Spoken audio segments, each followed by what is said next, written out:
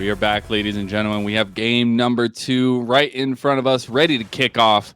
It is Soulbound Mirage versus Oasis Revenant. That is a factual statement, Lemons. Did you know that this is risen divinely? I did not. What? Nobody let me know this. Being aside, though, I want to give a shout out to Glacier Freeze. He is using the Spirit Blossom Cassiopeia skin, which I absolutely adore. One of my favorite supports, because the whole entire time I was just clicking Crush My Bones. It was really neat. That's awful. I like this from the Havoc, though. Like, we could see that happen. I just want to say, in my contract, I was told that this is LCS. Well, you'll have to remember that I'm upset. Contract had a cap at the end of it. That was so close. That was so close. Like, I literally started saying, "Oh, that's a great hook," because it looked like it was gonna land. It's like one of the few times it doesn't land. Like none of the times where it looks like it doesn't hit and then it somehow hits. You know, BS hitboxes, especially on hooks. I know people always meme Nautilus, but you have to remember Blitzcrank. He is kind of that OG, dummy hitbox. Yep. And they also added a little bit more length to it, so why not? Those changes have been so long ago, but ever since those changes, I'm just going to say right now, I ban Blitzcrank every game because it's not that I don't like playing against Blitzcrank, it's that people are very dumb in solo queue. And just adding that chaotic moment of being able to pick somebody instantly like that and so quickly and shut them down, I just don't want that to even be a scenario I have to deal with in solo queue for anybody. I mean, I'm an 80 carry man, and I was banning Blitzcrank even before that, because I just hate having to lane against Blitzcrank, because there's just always this dumb cheese stuff that can happen, and of course, it's like, I feel like Blitzcrank naturally is just kind of a little bit of a cheese champion, because he's literally a hook, and he doesn't really provide anything else to support. Like, sure, you have that AoE, like, half a second silence, okay, you have a knockup, okay, I guess, but... Level 2 coming out for both these bot laners. They are going to be able to dodge out of one hook, not out of the flight, not out of that hook. Yeah, the hook lands onto Paralysis. He's getting very low. The flash comes out. The Ignite was ticking on him. Nox Joe was putting down some good damage. I don't know if you want to take this early on as this... the Havoc. Oh, no. Havoc. That's the Ignite coming down. Flash comes out. They just want to fight down here on the bot side. Glacier Free is going to use his flash in the mid lane, had Ignite put on him as well. Not going to go down, and just summoner spells everywhere on this early game. Oh, yeah. That's why you love picking Ezreal. God, gotta love it.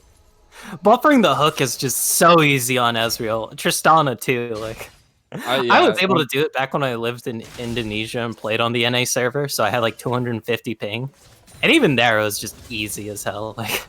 So I know we're going to probably get into a little bit of tangent. How long did you live in Indonesia? It depends on your metric, like, because technically my home was there for like 5 years. Okay. But 2 of those years I was in college and only really went back for like summer and winter vacations. So I don't know if you want to count that. No, what? You said never mind. Yeah. So you just lived there for like 5 years. Technically, yeah. I mean, 3 years I was there full time, but 2 years I was in college and stuff. Havoc, though, he's gonna get stunned up here. Look for the death sentence. Must have been out of range. Unfortunate. One of the worst feelings as a Thresh where you're hovering over that Q ability of yours, looking at the range, and you're like, he's just out of range. It's like, you don't have the flash, you can't make it. Well, I would say dash, but Thresh doesn't have a dash, so... I like the attempt. It's okay. One last question about Indonesia. Did you like it? Would you move back there? No. Okay. It's not that I hated the people. It's just I kind of hated the infrastructure. Like, okay. So they have literally the worst traffic in the world. Like, it is a 15-minute ride to my school, and oftentimes it take nearly 15 minutes. Oh my goodness. That's like. So rough. They just had really poor planning. I felt Havoc, though. He's channeling the Hex Flash. He has best turtle. Glacier Freeze gonna get knocked up, dragged out, and first blood finally going over to Steel City Warrior, and he will take that one up all day long. Go Freno. No, my bone-crushing snake waifu. Either way, though, like you said, Steel City Warrior getting that kill, that is absolutely huge, because look at this. He now has a Zeal, compared to Glacial Freeze, who only has that Tear of the Goddess. And you have to remember, he doesn't really have much armor on this Cassiopeia. It's a great hook in the bot lane, but we'll have to see what happens, because Best Turtle, he is hovering around on the edge here. There is a mid laner coming down. That sneaky snake doesn't look like we'll see too much else. Got a little hyped up for nothing, it feels. Paralysis almost had the hook there, but a greedy little minion walked right in front of him. Get down, Mr. President. Gotta love those minions. Well, as an AD carry. As an AD carry, as anybody else, no.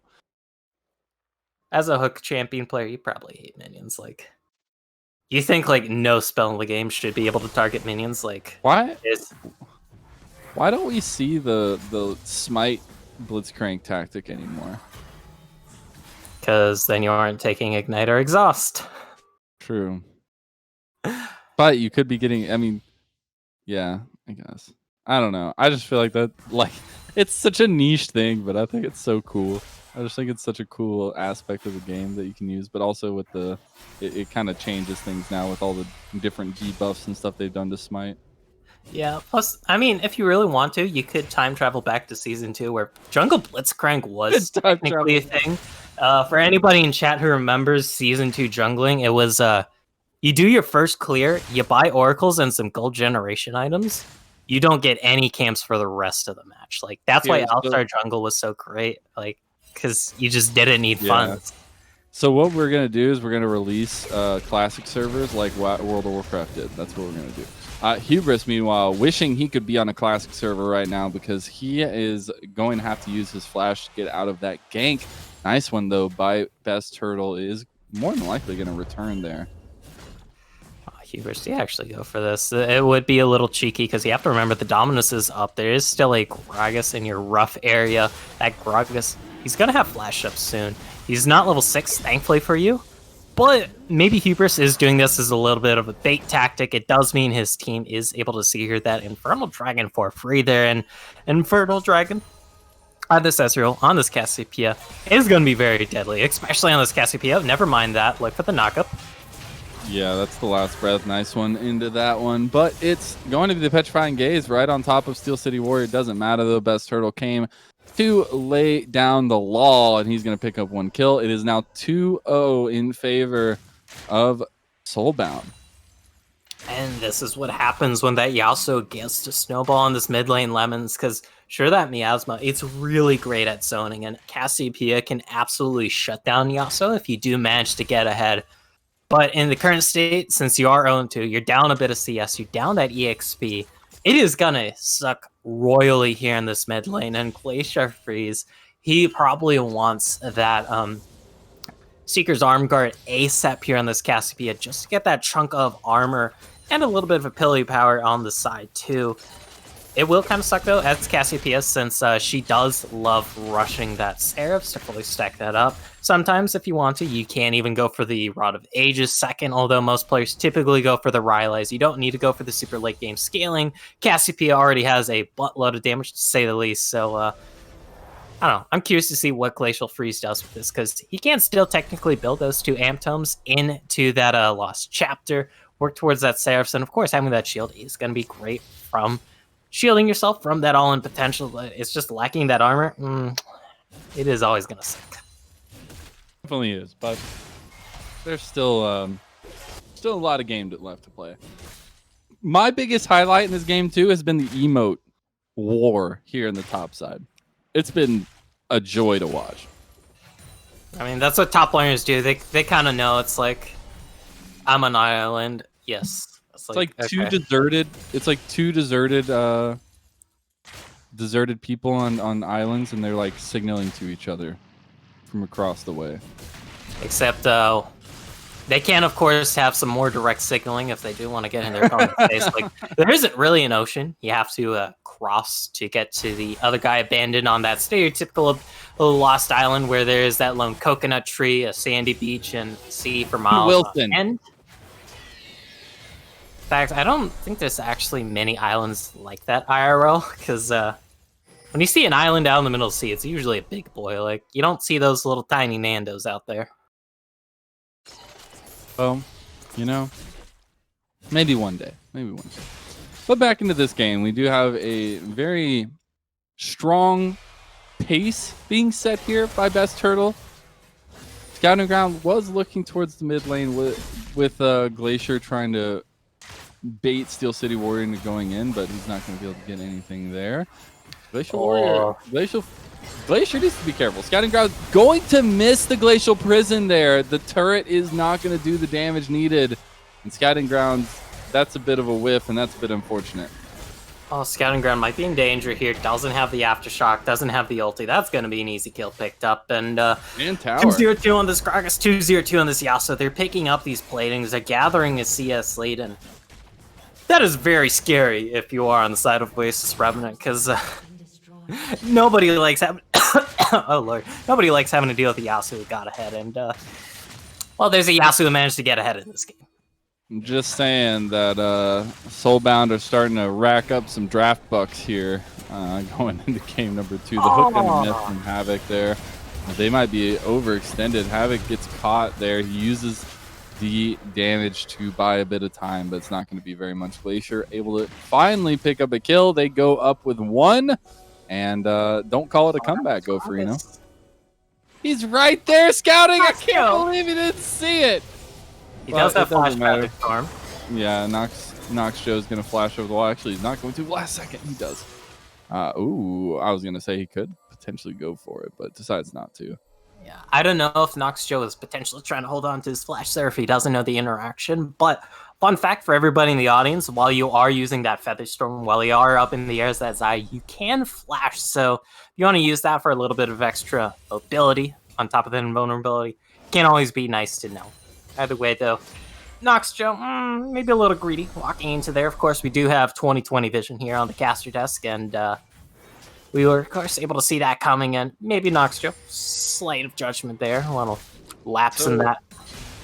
I'm really worried for Scouting Ground right now. He has not been able to get into anything, really. He tried to get that counter gank in mid lane. It didn't work out for him. He's been trying to get ganks left and right, but just hasn't found positioning for it. Now he's fallen down 20 CS in the jungle, and Best Turtle's really starting to turn on the gas at this point. I mean, another dragon is going to be going down here. It's going to be the first for the side of Soulbound, but it's an Ocean Dragon. It's going to give them that extra regen early on.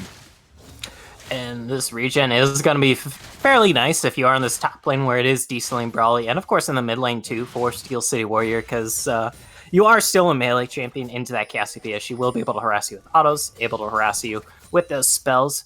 But look in this bot lane, Scouting Ground. Glacial Prison right on to Nox Joe. He doesn't have the Feather Storm, and that's going to be an easy kill picked up for Oasis Revenant. The hook in, Paralysis taking an extra couple shots, but Slayer picking up a kill for himself. Best Turtle going in. He gets the flash out of Paralysis, who had to get away from that casket. And shutting down Joe in the spot lane. That's definitely very nice here. Don't stick around, Slayer. Don't do this. Okay, he's got a couple ways out. He's got a couple ways out here. Steel City Warrior wants to go back in. Scouting Ground going to get caught. The hook comes through, though. That's going to be the last breath used on the Paralysis. Steel City Warrior flexing his muscles. He misses one of those, though, and that's going to be Glacial Freeze flashing forward for the kills. That's very unfortunate. Steel City Warrior almost had the outplays, though. He even flashed for it, but Slayer too good. And those 2 kills for Glacier was absolutely ginormous. No, never mind that. The action never ends here. He has no flash. Look at the damage! Slayer, maybe? Oh, no. Nox Joe's arrived. He's got the angle here on Slayer. Slayer needs to be careful. Phase shift finally comes out. There's the Feather Storm. The damage is there. Nox Joe picking up another one. And that is why they buffed the Feather Storm damage a few patches ago. Just so Joe can live up to the name of Joe and Risen. Not letting Rando Joe down, or not even letting Evil Rando Joe down. Evil Rando Joe? Yeah, he was Evil Rando Joe for a while. This past week, if I believe. Ripperinos. Ooh, that was almost a catch by Paralysis. He's not going to be able to get it, though. And this bot side tower is going to finally go down over to the side of Soulbound. One last True Shot Barrage is going to come across. So you don't get that one totally for free. You got to pay with a little bit of your health bar, but they still get the gold in their pocket. And that is now 2-0 in towers, because you have to remember, Steel City Warrior was able to pick up that mid lane turret earlier this game, and now they have the lead in objectives. Sure, they're tied up in dragons, but having those 2 towers in your pocket, that is always going to feel nice, especially when you have to consider a lot of those plays did go over to this Yasuo, who has been accelerated so hard this game. He's on 6.7k gold right now for Observer takes a look at that, but never mind that. I think we don't have time for that, as a little bit of a scuffle coming out. Look for the Glacial Tomb. Yeah, Glacial Prison comes out. It is going to connect on Best Turtle. He goes golden the last breath right on the Glacier Freeze. That is Steel City Warrior in the backline. You still got to be careful. That's the Fear Beyond Death from Hubris, though. As Nox Joe is getting tanked down, he is going to fall, but still, it is actually going to be Soulbound who take that fight. Nobody was able to stop Steel City Warrior. The only person that responded was Scouting Ground, but it was not enough. Yasuo on your carry is going to be a fed Yasuo all day long. And good lord, that was a beautiful backline access coming out from Steel City Warrior. Prestige Boy also able to get a great flank there. And you have to remember, Lemons, that was a 5 versus 4. Oasis Revenant, they went in with only 4. They didn't have Slayer there. He was busy farming up in the bot lane, busy farming up in that mid lane, and it does matter a lot. They're not having your 80 carry. Sure, he's still ramping up, but you can't dismiss this Ezreal's damage at this point. Either way, though, history is history. It has been made, and you can't exactly change it, as now this is a very substantial gold lead for this point of the game so far, coming out for Soulbound Mirage, and that's what we're kind of looking for, Lemons, here, because, I mean, last game, they just couldn't do anything, it felt. This game, though, it feels like they're in that driver's seat. They're determining what the speed limit is of this game, and it just so happens to be whatever suits their needs. So far, so good. I do have to highlight the fact that I think Oasis Revenant have had some good portions into this game. I think they've been able to realize that they can't fully take the big fight, so they're looking for these little catch-outs. And yes, the last one didn't work out too well for them, but I like the fact they're still going for it. It's been 2 or 3 times now that we've seen them try to go for these kind of plays. And if you can start getting those working, it's going to be so strong for your composition. But now, another dragon spawning. It is the first of the Soul Rift here. It's going to be the first Cloud Dragon. I'll have to see which team is going to pick it up. Yeah, because a Cloud Dragon, even any Cloud Dragons going to Oasis Revenant, they will appreciate that so much, because, of course, the Cassiopeia ultimate, that is always nice to have on a lower cooldown when you have to deal with that Yasuo getting in your face. That Glacial Tomb from Scouting Ground, always nice to have on that lower cooldown. And, of course, that True Shot Barrage from Ezreal. I mean, he does get free inbuilt, quote-unquote, CDR whenever he does land that Mystic Shot. So having your abilities on a lower cooldown means you technically are getting more worth out of those Mystic Shot procs. Either way, though, there wasn't any contest, though. I feel like I hyped it up for a little bit of nothing here. But you do have to remember, when you're on the back foot like this, do you really want to be throwing your lives away to contest that one Cloud Dragon Hubris? You have to be careful here. The Havoc does have hook. He does land the hook. That's going to just be the combo coming out, and another kill going over to Steel City, as that's going to be a lot being put down and a lot of resources being used on the bot side of the map for both teams. The Rift Herald's going to do some serious work here. Now we're looking at the re-engage potentially for Oasis. They decide not to pull the trigger on that one.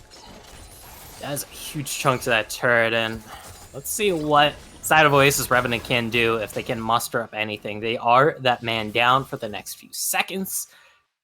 Does look like it is going to be a little bit of a fallback here while they pick up that free top lane outer turret. So you were highlighting the Cloud Soul for the side of Oasis. I also think that the side of Soulbound have really good targets for the Cloud Soul as well. I mean, you have the Last Breath already at a 50-second cooldown. You get 2 more Cloud Soul. That's going to be low. Explosive Cask, 67 seconds right now. That's going to be even lower. Featherstorm still is a huge cooldown. It's going to be low as well. And to top it all off, Static Field, 54 seconds to start off with after 1 Cloud Dragon. So there's a lot of potential on both sides, and honestly, I'm a little bit surprised we didn't see more of a contest come out for Oasis, but maybe they're just trying to scale a little bit more before they really actually have to fight for it.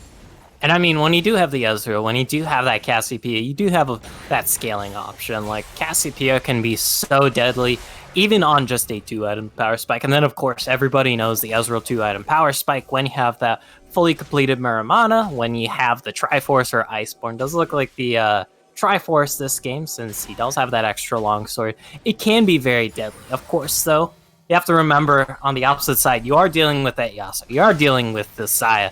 They both scale very well, too. And, of course, Ezreal does have a little bit of a dip in that later phases of the game, since he doesn't build crit, and it can make it a little bit tricky to melt through tanks. Thankfully for him, there's not any pure tanks on the enemy team, just a lot of health stacking and miscellaneous resists here and there. Exactly that.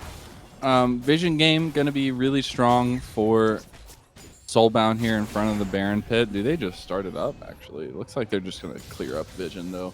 At this point, looking for Blitzcrank's hooks, kind of fish in the dark, but Best Turtle is going to just walk straight in. Paralysis has, I got to say, he hasn't been on point with the hooks this game. He's been very close, and that can still mean a little bit of something, because you do still get a little bit of mental into your opponents. But yeah, you got to be landing these hooks. That is why you pick the Blitzcrank. He doesn't really do much else. He lands a hook, he helps you kill said member. However, the paralysis, he's just dead here. Another catch out. The True Shot Barrage actually blocked by the wind wall as well, so that's big. But at this point, it's, again, as you had highlighted earlier, just Soulbound dictating the pace of the game, doing what they really want, and taking another tower in the mid lane. And they don't even need the Baron buff for this, which is very scary. And look at the bot lane, because that bot lane Nexus or inhibitor turret did take a huge chunk of Prestige Boy. He's going to find Hubris here. Hubris does have the flash, but doesn't use it. Yeah, Hubris gets caught out. There's nothing. He had the angle on it. Prestige Boy had the complete angle there, and Hubris tried his best. At this point, it's looking like a GG go next, but maybe Scouting Grounds makes the difference. The flash play, the Glacial Prison gonna miss yet again. And the damage members, that's the 3-man last breath coming through. And if that's not a signal for the end, I don't know what is. Maybe the pigs are flying, but Glacial Freeze is still alive under the tower. He's not gonna be for long. The complete and total ace comes out, knocks Joe, the only one that's going to fall, but the real carry in Steel City Warrior is still alive. And I wonder if they're going to be able to end the game here. Hubris is back up. He does have all cooldowns except for that flash, but you are having to deal with 4 people here as an Urgot without that second item, and it looks like it is just going to be that inhibitor, that one Nexus turret of Hubris. Can potentially look for something here. He does have that Fear Beyond Death, a lot of low health bars. That hook, though. Just going to be Hubris getting caught down yet again. He's not going to get the Fear Beyond Death off. And I feel like that was just a little bit of desperation out of Hubris there, Lemons, because you kind of taste it in his mouth. Like, you see those low health bars as that Urgot, you're like, come on, I just need a little pinch of damage. I can maybe get someone here. That'll help us get a little bit of life back in this game. But in the end, not even able to get anyone there. You give up your life. You're put back in the detention center that is base for another well over 20 seconds. And there's going to be a Baron still on the map here, and you still have to worry about this bot lane super minion wave. Yo, so just to check in, there's still one more dragon potentially to go, but Blitzcrank ulti is 32 seconds right now. Last breath is 44 seconds. He hasn't made That is just so unbelievably dirty. I am disgusted right now. Like, I feel like I need to go hop in the shower. Well, it is a best of 5, so you won't have much time for showers in between games. So I hope you shower before the series, or I don't like casting with dirty boys. So that sounded a little bit more sexual than I meant it to, but make sure you stay up to date with your hygiene. Hygiene is important, ladies and gentlemen. That's true. It does help your mental, it does help your physical health, and of course, people like you more when you smell good and not stinky.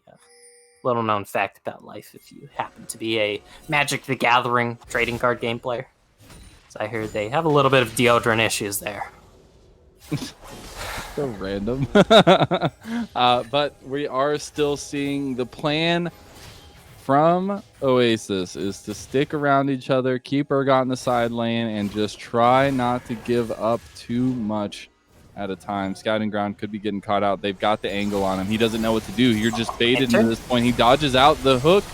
He gets the lantern as well. He played that really well, but the entire time you have a hungry Renekton pushing your bot side of the map, and it was Hubris who had roamed up to try to help the fight, but gave up a lot of pressure there. And now the Baron spawn, they have to respond to this. You can't just give up this Baron. Scouting ground, he's already on half health. He's going to be passing over an enemy ward, but he might have the potential here. He's able to dodge out on that hook. There's the teleport TP coming out.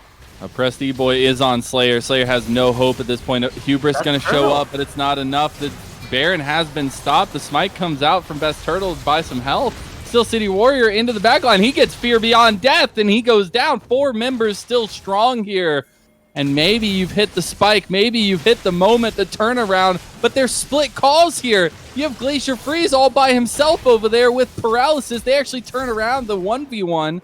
And it's Scouting Grounds who finally secures the kill on Denox Joe. After all of this, okay. He didn't see the barrel in the bush. I walk away from that one. I don't know what to say anymore. The hook lands, though, as Hubris trying to get the damage. The casket! Havoc! He didn't go for the auto attack! Paralysis! Run! Run, my friend, run! Hubris has left you. He doesn't care about you anymore. And he goes down. That is so sad. True Shot Barrage not going to be enough. Hubris, I know you didn't have a lot of health, but at that point, I feel like you go down fighting with your brother. Maybe. I mean, not because you're losing your base, but I feel like Oasis Revenant, they got the 3-for-2 there initially. Like, you got the dub, you stop the Baron, just recall from there. You don't really have to worry about the Baron when there's 2 members up. Just respond to your base, but they just bite off more than they can chew. They got dinner plates for eyes, as my mom would always like to say when I'd eat a lot when I was a teenager. Either way, though, they lose a Nexus turret for that. They end up losing the fight overall. Both Nexus towers. They lost the first Nexus tower when the initial inhibitor. Well, yes, but they just have an open Nexus now, which is scary. Yeah. Okay. And it's still gonna be Oasis trying to defend in their jungle. The Fear Beyond Death is gonna miss from onto Nox Joe. They still are gonna be able to take him down. Now the fighting gonna continue possibly here. The Ignite went down onto Steel City Warrior, but it turns out just to be a 1-for-1. Both ADCs falling down. As is life as an AD carry. You're just there primarily to absorb cooldowns from the enemy mid laner and top laner and jungle. They feel like they can take this 4v4. They don't have you don't have the poke from one of your carries into Ezreal. You don't have that extra damage. Thing is, you have this magic resist debuff. There is the Petrifying Gaze. This is a 2.5 item Cassiopeia. Look at Tornado miss. Yeah, the Miasma's in the pit. The Petrifying Gaze not going to be used. Hubris gonna flash out. He flashes the crab as well. Says, I give up. I don't want any more. Double kill over to the Renekton in the final one. Going over to Havoc. They don't even need the Baron anymore. As they look towards the mid lane, they're gonna push it out. And the only members surviving are Scouting Ground and Slayer. And might not be for long as Scouting Ground has gotten caught. That's the wind wall. That's the damage. That is Scouting Ground going down. Oh, and that's just so terrible because Oasis Revenant, they had a chance there. Like, you have this Cassiopeia who can shred through everyone with that magic resist debuff from the Baron, but Scouting Ground wasn't in the front line there. He was trying for that cheeky backdoor sneak, and that just means, well, your other 3 players, they're just gonna get jumped on. That is 1 kill picked up, but this Slayer. All right, Slayer, see what you got, my boy. That's the Petrifying Gaze. That's the damage. They don't have enough, though. The Nexus falls, and we're tied up in the series 1-1. And Soulbound Mirage, they're able to come back swinging after that game number 1. Maybe the secret is being on red side and having that Gragas and the Blitzcrank. Who knows? But it does have a 100% win rate so far this series, Lemon. So the stats, they don't lie. Don't indeed. And that's a great performance coming out from Soulbound, who honestly did not show up in game number 1. But here they are. They have arrived. They've got the paparazzi out and they've hit the red carpet because they take game number 2. And moving forward into games with this best of 5 on the mind, it's just so interesting in how the next draft is going to play out, what we're going to see taken away, what we're going to see picked up, and just all around who's gonna get the pieces this time? Yeah, because only one person gets, or only one team gets the pieces, it feels. I think we and, should just do blind pick for game 3 and let them both pick the same exact composition. We'll just run it. That was possible. That is possible. No, but we're gonna sit to do a little break, ladies and gentlemen, while we get ready for this game number 3. You're not gonna want to miss it.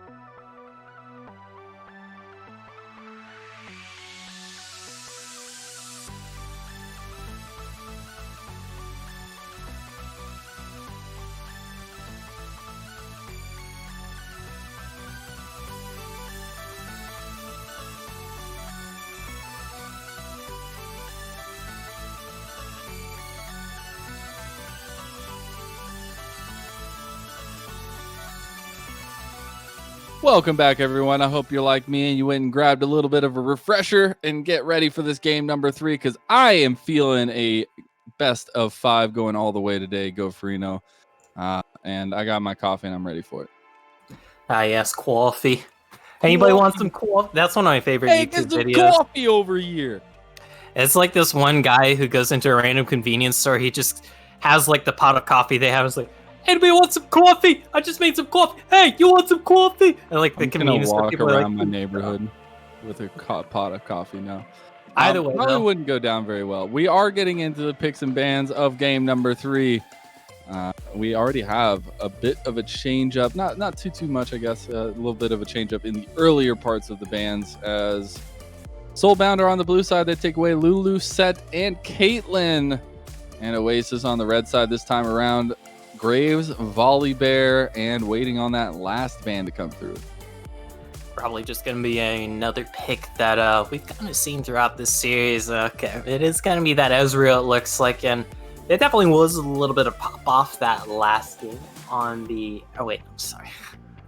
There was a potential for a pop-off last game on that Ezreal, and of course it is very blind pickable. However, though, this does mean that Gragas does sneak his big belly on through this ban, and I don't know anymore, Gopher. Is this what we're going to see all 5 games? We're just going to see each team taking up the same champions from the game? Like, I'm so confused. I hope we see a little bit of difference. Honestly, though, it makes for a good story because you get to see these teams go at it with the same champions over and over again. Oasis hovering the Yasuo. Ooh. Do not want to give it over, and they take it to make sure they can't get that synergy. Thing is, the blind picking Yasuo is always very risky because he is one of the epitome champions of extremely high risk, extremely high reward, and we saw what happens when it is a high reward last game. However, though, you are blind picking it this time around. You are going to be having to deal with a potential super hard counter pick in at mid lane. Last time around, it did work out into that Cassiopeia since you were able to get some help from that Gragas early in the jungle. However, though, we don't know the jungler quite yet. It might not have the same aggression level as that Gragas. It might not be able to set you up as well as that Gragas. Sylas, though, going to be the other lock in here for R2. So Oasis, being the little sneaky devils they are, they say, I see your Gragas. Thank you for picking him. I'm going to take the Sylas. And I'm going to do what you do for Yasuo, but on my team. So I like it. I like the pickup. Blitzcrank pulled away from Mirage. Both teams just taking crucial picks away from each other at this point. And to me, and maybe I'm completely wrong, but in game number 3, it seems like a draft of who can get the better Yasuo comp. And it was Mirage who started off with first picking Gragas. Then Oasis say, no, we want the Yasuo and make sure you can't grab it. And then Mirage go back and say, nah, we're going to take the Blitzcrank. So your other piece to that puzzle doesn't there. But then out of left field, the spotlight shows, the dramatic music plays, Alistar comes out. And I mean, Alistar is a great counter to that Blitzcrank, because when you pull on that Alistar, he's like, thank you, have a nice day. He hits you up with that Pulverize, and then he uses the headbutt to, pseudo-insect you back into his own enemy team, and pulling an Alistar into your team, not always the best. You are going to be having to deal with that. You're going to be having to deal with the Yasuo win wall, so maybe this time around, this Blitzcrank won't pay off as much as we did see the first 2 games for both these teams. However, though, I mean, where there's a hook, there is a way. I don't know if I can't recover from that one. That was really good. But we are getting through the second ban phase here. Soulbound take away the Ashe to pull away a bit of that utility from Oasis potentially, and still a lot of strength coming out from that AD carry position in the Ashe. Now the Gangplank and Mordekaiser, the bans away for Oasis, heavily targeting that top lane, which is interesting because the Renekton is locked in. Potential Renekton mid-flex Inc. I mean, it has happened before. If Mirage really wants to, they can actually flex this Renekton into that Yasuo lane, because Renekton can absolutely just dumpster the Yasuo. Like, you can't win wall anything from that Renekton. He can get up in your face easily, have the best base armor, and The Shen going to be the lock-in here on that top lane for Oasis Revenant. That does tell me that this is a Jungle Sylas, and Jungle Sylas, definitely always a little bit of a dark horse in the meta, I feel, because there is always a chance he shows up, but you don't see him that often. Very true. I remember when he was doing really well in the jungle, and then they nerfed him into the ground, or past the ground, further, 6 feet into the ground. Yeah. Some would say he was kind of broken. Some would say they dug him a grave. But he's been making a resurgence. I still don't fully like it. I think his clear is he just comes out very weak from his clear. It's gotten a lot better though, and there's ways around it. But I think he's better suited in one of the lanes. And now with the last couple pickups here from Mirage, they take that Senna and they finally get that Vladimir. And actually kind of like the Vladimir here, Lemons, because no matter what lane you put that Yasuo in, he's going to have a hard time. Like, sure, he did get a little bit of buff to his base magic resist. That will help him with the Vladimir, but Vladimir, you can always just pull the Tornado so easily. And I believe you can only win while the Tide's Blood, the E, because the Q, the blood suck, I forget the exact name, but he does suck out blood. That is a point and click. However, though, this is an Orianna, so we don't know where the hell anything is going right now for Oasis Revenant, it feels like. That is what I love here. Orianna, as that last pickup, just unlocks or gives a lot more to Oasis composition for the Yasuo. You have so many possibilities.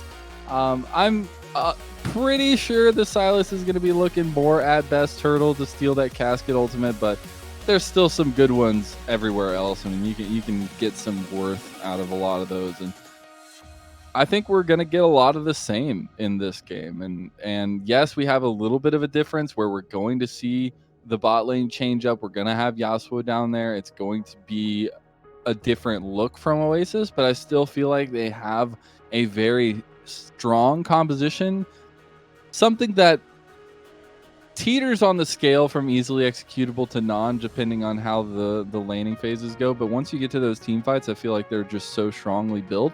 But then you look on the other side, you have the same thing. You have a ton of damage coming down from Soulbound and just a lot of setup pieces for themselves. And it's definitely going to be a very fun one to cast to Lemons, because there hasn't been any laid back compositions, so to speak, this series. It's all been very rough riding compositions. They all want to get in, they want to get dirty, they want to get in that brawling field, and this game, no different. I mean, look at both sides here. The only champions who you can say really aren't suited to brawling are that Senna, are that Orianna. So, but 8 out of 10, that's still a pretty damn good ratio. It is. And I am truly excited for this game number 3, because I feel like it's some similar pieces, but a different spin on the games that we've seen so far. And at a game number 3, at a crucial point where one of these teams is about to pull ahead and bring us to a game point, I wouldn't ask for anything different. Yeah, because, I mean, you want hype out of this series. Like, this is winners finals. You want to see winners finals. Yeah, winners finals. You want to see all the punches brought out. Although maybe save a punch or two for finals if you do want to go there. However, though, if saving some punches does mean you drop down and are on the verge of getting busted out, if your enemy is on that match point, maybe you shouldn't have saved it. Either way, though, we are finally seeing the lock-ins here. It does look like it is going to be that Yasuo bot lane with that Alistar, which is definitely interesting. You have to remember that the Senna, she doesn't have normal projectile auto attacks. She has just point and click auto attacks. It's like Kale when you get the on old Kale when you would proc the E. I can't remember if new Kale is still like point and click or it's projectiles. Either way, though, it's gonna be curious to see, because he can technically kill this Yasuo early. If you're able to hook him, he isn't able to get that win wall. You can have the burst here with Ignite, but you also have to remember, Senna, not exactly the biggest DPS monster, not exactly the burstiest of AD carries, especially when you tend to get the tier first. Stacking up that Manamune. You're going to be stuck on a Manamune that Yasuo already going to be on that huge power spike of either the Phantom Dancer or the static shifts, so this bot lane can go south really quickly here, I feel, for the side of Mirage. I worry for the Sylas. I really do.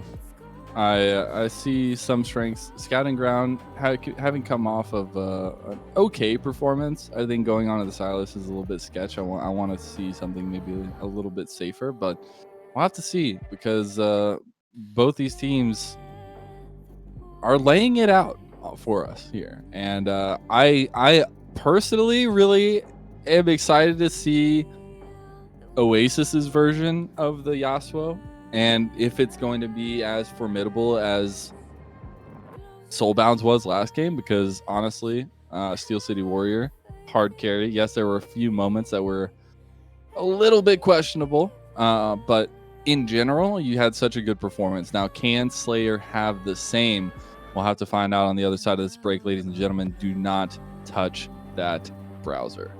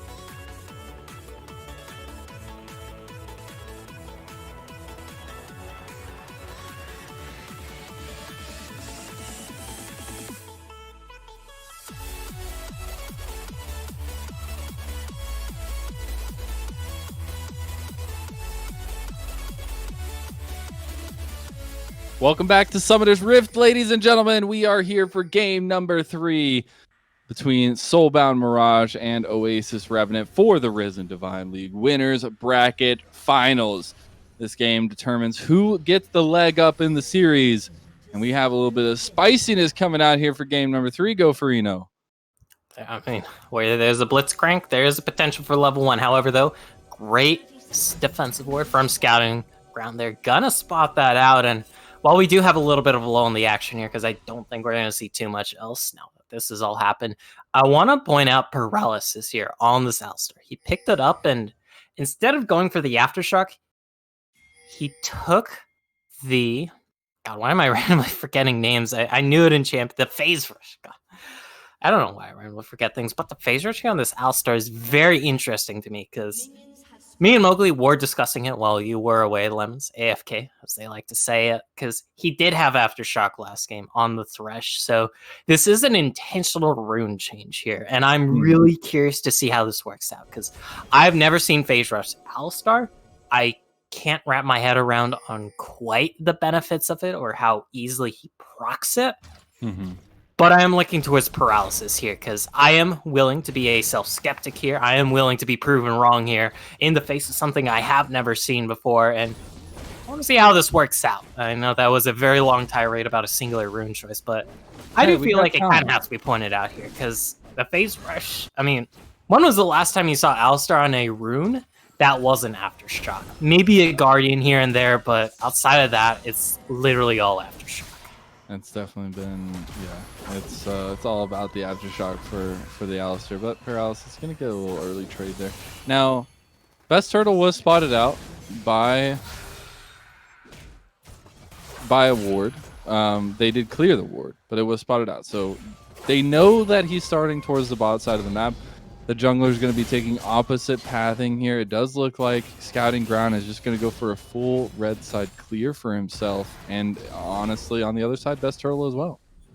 Which is kind of interesting, because I feel like as this Gragas, you can try and push the tempo early, because Silas, the Abduct, it definitely is a fairly decent gank tool. It's just nowhere near as powerful as that Body Slam. Flash Body Slam, nowhere near as weak, well, comparatively as Flash Abduct. That's not to say Flash Abduct is weak, it's just comparatively speaking. Either way, though, curious to see how it does work out here. It turns out to be a wise decision for Best Turtle with how far pushed up his bot lane is. They were able to get the level 2 first. They're able to get some easy damage onto this bot lane turret, a little bit of CS lead, so that is great here. If you're a Nox Joe on the Havoc, you do want to be generating this lead early. We all know how Yasuo can hard scale, especially once we're talking about level 6 in this lane. Paralysis, he can just go for that easy headbutt pulverize on both of you. He can just knock you both up. Then there's a last breath. Then there's an ignite. Then there's an exhaust. And there's nothing you can do as the Senna here or as the Blitzcrank. So I'm looking towards Slayer. I'm looking towards paralysis here just to survive the laning phase. For sure. And hopefully they can. Meanwhile, jungler's still taking their time. We're going to see opposites come out for them. Oppressed E-Boy, though, taking a pretty strong hit by the tower over there. He did get a huge wave pushing into and crashing into the tower of Hubris, but Hubris able to farm a lot of that up and not go down too far. And that's why Shen can always do decently well, even into losing matchups, at least against melee champions, because if they try and walk under tower to pick up a CS, pick up some plates or auto-zone that turret, you just taunt them up easily. They get the tower aggro, you're wailing away on them, and they can't do anything. So it is always just free damage. It is a little frustrating, as most melee top laner players. However, though, it's not as annoying as some other top laners out there. Top players tend to be very divisive about certain champions in the top lane. I'm looking primarily at you, Vayne top lane, Quinn top lane. Hold that thought, though. Here comes a Gragas. Oppressed E-Boy went in a little too early. The flashes, though, nicely timed. What a great play by Oppressed E-Boy. As Hubris still looking to get some damage down. He's got so much right now on this Shen. He's slowly whittling down Best Turtle. Vladimir on his way. There comes the body slam. Hubris getting low. Here comes the flash. Steel City Warrior picking up first blood. Got it. That is one of the worst members to be giving a first blood here, too. Because, sure, Steel City Warrior, he has to use his flash there, but Once he hits level 6 on this Vladimir, once he has that proto belt, like, he doesn't even need the proto belt for the most part. It just helps. When you have that, never mind that. Scouting ground. Oh, flash knock up there as the abscond abduct not gonna, or the abduct part of the abscond abduct not gonna connect. Scouting ground just missed it by just a tiny bit. It was so close. Paralysis went full on into that engagement. They weren't able to pull anything out though. It did cost them Ignite. However, though, you do get Nox Joe's Flash out there. So technically, in terms of pure summoners here, you do come out on top. Of course, though, you did have some members down there. So that does mean the enemy jungler able to have his way on the map. Hold that thought, though. We're going to have a Boogaloo. Another knock up onto Havoc. Here comes the counter engage. That tornado nicely timed by Slayer. He's going to knock up Best Turtle. So nothing going to happen there on the bot side. Hubris looking to take the fight on the top side, though. Got Renekton about half health there, so feeling pretty confident, feeling pretty good on the top side of the map for the Shen. And that's the thing with Shen. He has a decent amount of similarities with the Ornn in terms of being a tank who can put out so much deceptive damage. Like, tanks, they have naturally high base damages, but Shen, even in the late game, like Ornn, he can go kind of toe-to-toe, but never mind that. That's a great nice hook. Yeah, the double knock-up, though. Paralysis is going to get super low. Knockback Best Turtle. Slayer just going to commit here. TP is coming down. See what's going to happen here. Slayer able to get out of that one. TP used by Glacier and by Steel City Warriors. So two of them down on the map, both for the mid laners. Oof, and that is kind of big. You do get out both teleports there, but without that teleport, with the fact that Steel City Warrior is always ahead in lane, never mind that Nox Joe. Shouldn't have gone for the auto attack. The hook onto Slayer puts him in a better position as Scouting Ground is going to take down Nox Joe, and that's going to be after all of that. One kill going over. And the kill going over to Scouting Ground on the Sylas. Sylas does have fairly decent-ish scaling. Like, he's definitely not a late game hyper carry by any means, but he does scale up fairly well with levels, with items. And giving him this kill early is going to be such a nice thing. And it does also give your team access to this first dragon. It is going to be another first Infernal Dragon here. I believe both the previous games had Infernal Dragon as that first one. Although maybe game 1 had the first, or no, game 2 had the first one. Soul was, yeah, on the Lucian game, they had Infernal Soul. Oh, yeah. Okay. My memory can be a little papega at times. But we just casted it. Thankfully, my base instincts razor sharp, much like a hawk here on this caster desk. Don't let my name Gopherina fool you. I'm not a mere rodent. I am a bird of prey. Best Turtle is going to be spotted on the board. Hubris. I'm not able to recall. That is right now. I'm just seeing Shadow Dash.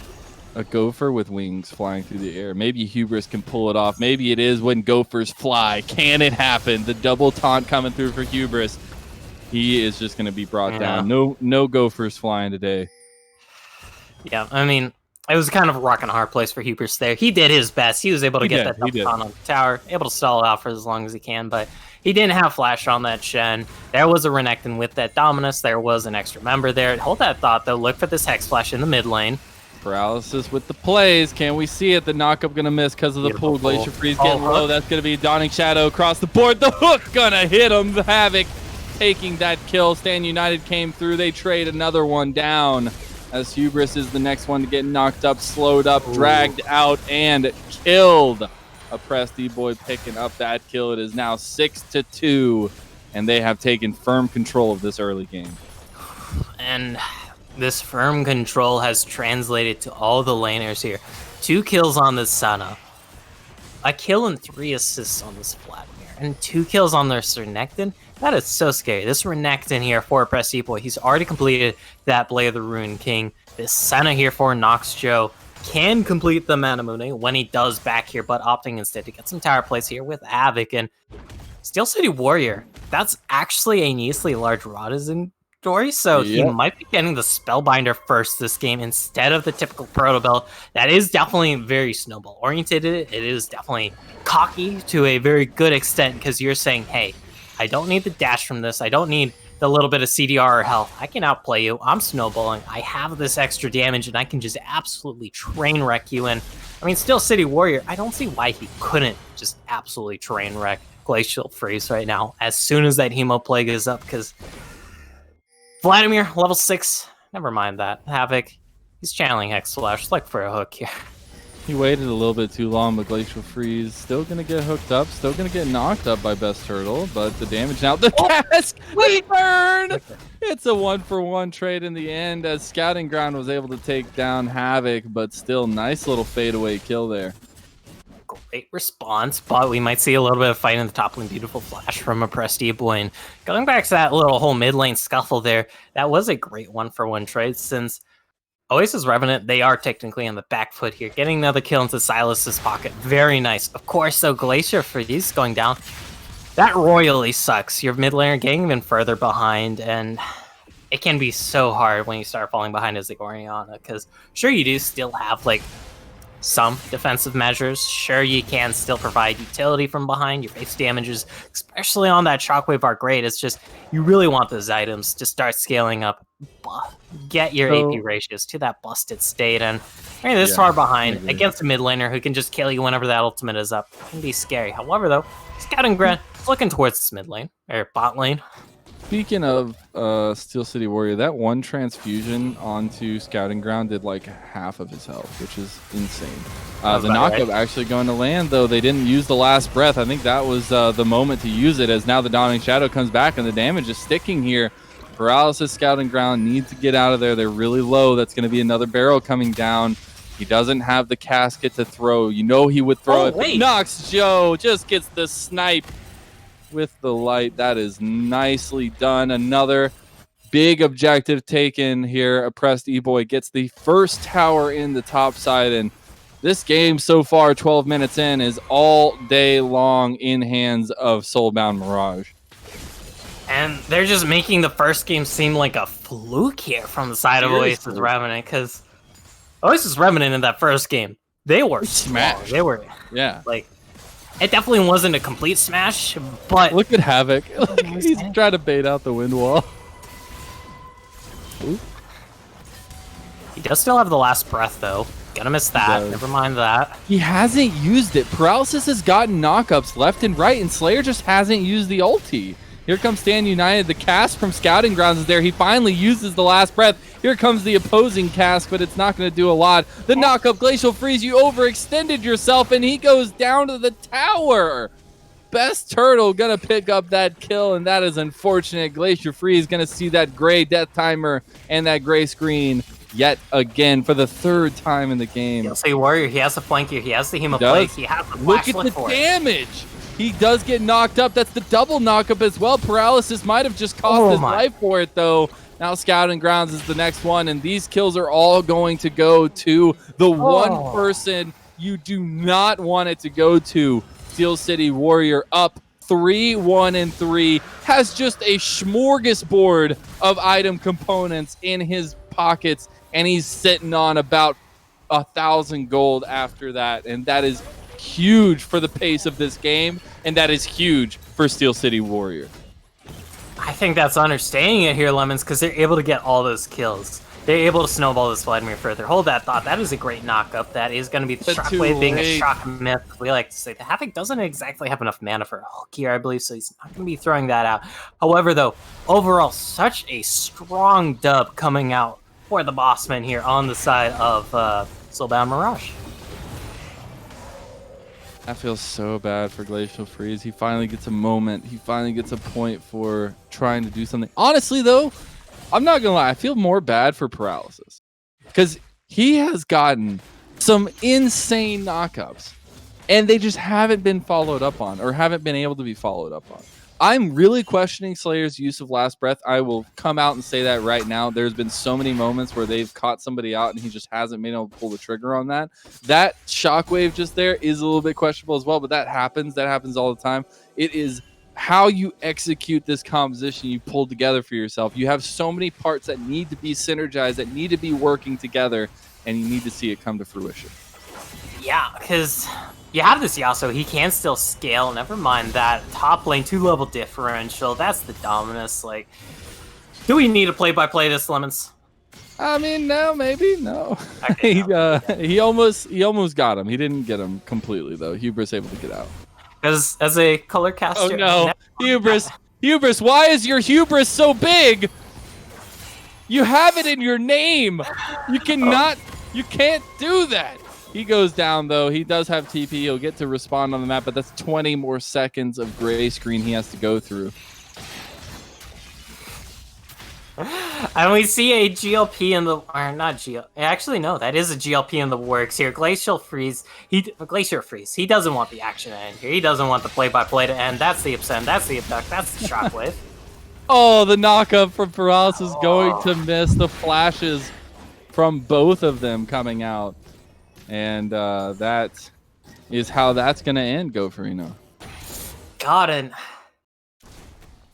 I could open up a dictionary right now. Let's flip to the page that has Dire Straits. They'll show this game like 12 to 1. Never mind that. Though. Here's another. And United used, have it caught out. He's not going to hit the rocket grab, and he goes down big. Shut down 450 gold into Slayers. Wonderful little satchel. And that definitely is a very big pickup there. But one thing I want to be pointing towards here, Lemons, Hubris used Stand United there. He did. It was a 3 versus 2 there. You have the advantage, but even then, you feel like you have to use the Stand United. Like that is a worrying trend here to quote now C9 Jet, which is kind of ironic considering that was targeted towards C9 balls originally. However, though, wait, why did you say C9? You mean TL? TL Jet. TL Jet? I don't know.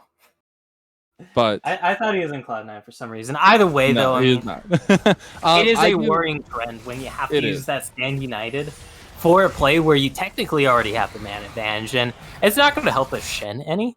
Sure, you got the assist, but look at the CS differential. Look at the differential. Exactly. That's what I was just going to highlight. Shen is down almost 3,000 plus gold at this point onto the Renekton. That's huge. You see the level differential here. Press E-Boy down up 4 levels. It's still a 1v3 though, and he's getting very low. He's going to use a big heal here. He's going to get a lot of that health back. He's still taking a lot of damage. Finally, the last breath going to be used by Slayer. He takes him down in the mid lane though. You see a lot being used, and that's Glacial Freeze getting picked out again. And then trying to get a revenge play, trying to get something in the mid lane. Scouting Ground goes in and dies too. Worrying trend. Said it before. I'll say it again, Lemons. Like, you commit 3 members to the top lane. It took you forever. That's another hook. That should be another kill here. Slayer, he's in. He does have the last breath up in about another 30 seconds, I want to say, but they're unable to garner anything off of that. They finally now kill the Rift Herald, which has managed to go through at least 2 towers here. They have an exposed inhibitor. Sub 19 minutes. Like, The gold lead right now, the gold differentials across, I mean, it's all focused in top, jungle, and mid, and they are astounding. I mean, you have a 3+ K lead in the top lane for Renekton. You have a 2+ K lead for Gragas in the jungle, and you have just about the same there for the Orianna, and it is just showing all over this game. They are blowing people up left and right. They are catching people out, and that is the benefit of having a Blitzcrank when you are ahead. Blitzcrank, he can make you come back from the brink of defeat if you land that right hook, but when you're ahead, it doesn't matter who you land the hook on when you're this far ahead. You can hook anybody, they insta-die. And then you just get a free objective, and like, I feel like my job as a color caster for this game is done, Lemons, because it's like, do I really need to explain just how brutal this lead is? Like, a huge kill differential, huge tower differential, huge gold differential, now a dragon differential too, just gold differential everywhere in each and every lane. There's not a single gold lead in any of these lanes except for Slayer on this Yasuo. Thanks to that CS lead, thanks to those 2 kills, but I feel like that silver lining to an overall crap platter. Put it lightly. Is that lightly? I'm a little scared for like what your aggressive stance is, or like what. I could take the aggressive, quote-unquote, honest stance where I just flame the players here, but that's not productive. Like, yeah. That's not productive. We can't be doing that here. 4 minutes for another dragon, though. Cloud Soul on the Rift yet again for another game. And again, it's just so crucial or so important to both of these teams. The ulti cooldowns are going to be so nice, but at this point, you can barely step out of your base as Oasis Revenant, and you've lost a lot of the prowess, or the priority, I guess, not prowess. I don't know why I said prowess. The priority on a lot of the map, and you're trying to make a play now on the top side. Got some action here. It's unfortunate, though. He's so high in levels. He's got 3 on scouting grounds. Here comes the knockup, though. He gets grabbed before the knockup goes off. Stand United forced to be used. The shockwave right into the middle of it. But that is the turnaround. That's the damage. But now Steel City Warrior, look at the damage coming out from the Vladimir. My God, but it's still Slayer alive. The carry's still there. Nox Joe trying to do his darndest, but he goes down to the swinging, winding blades of Slayer. This could just be the turnaround here. He's going to get one more, but he is going to fall. And the ace going in favor of Oasis Revenant. This is the turnaround you needed. Call that a U-turn, Lemons, because Jesus M. Night Shyamalan Christ there. Excuse my language, but that was a turnaround on the highway going 60. That was it. Somebody just Tokyo Drift. I got to go the other way. And it's turnaround completely. Like, not even pressing on the brakes, nothing. Why not? And honestly, props to Oasis Revenant here, because I was just saying earlier, my job as a color caster is done. I don't have to analyze anything else in this game. Like, the goal differential is just so huge between these two teams. It should just be clear cut. But Oasis Revenant, I'm happy they proved me wrong here, Lemons. I'm happy they're able to come back. That is a beautiful engage. They're able to tease, dip, dive around that, and because they're able to just hop onto those members early on, you're able to have a man advantage early on before that Vladimir came in with that teleport, before Nox Joe came behind you with that flank on the Senna. It helped out so much with the gold differential, because sure, there might be like, let's say 2K differential average between each of these lanes. That is just a number I'm throwing out there. By no means fully accurate. However, though, if you're able to force a 5 versus 3, well, that 10K gold lead, it isn't exactly 10K gold lead. It's a 6K gold lead, and that's not even accounting for the manpower differential. That is always a huge thing. But with that being said, though, even with all that, it is still a very hefty gold lead. That definitely was a big chunk of gold back into the pockets here of Oasis Revenant. Never mind that, the Shadow Dash got a miss. Presty Boy, he's getting melted here by this Yasuo. Nice flash, though. Out. Still, though, you kind of need that kill onto the Renekton here, because he did commit 2 members there. You want to get that kill. You want to stop this momentum, and yeah, does mean that a little bit more damage is going to be put onto his top lane. Inner turret can be a little bit of pickle. Havoc. That was really close. Right now, I'm feeling the story is going to be Steel City Warrior gets caught out. That's a story. Yasuo versus Renekton and Vladimir is how it's pretty much going to come down to. Because they both have huge gold leads. They're both just so strong at this point in the game, and Yasuo is still sitting pretty good at 5-0-4. You are looking at the hyper carry Yasuo here on the side of Oasis Revenant. It's just, can they pull it off? The Baron has been spawned, TP being used. They are full committing to this objective, and right now it looks like there's nothing that Oasis scouting ground is. He's so far away. Like, this just drops. Heads up play there by, I mean, Soulbound Mirage. I don't know what else to say there.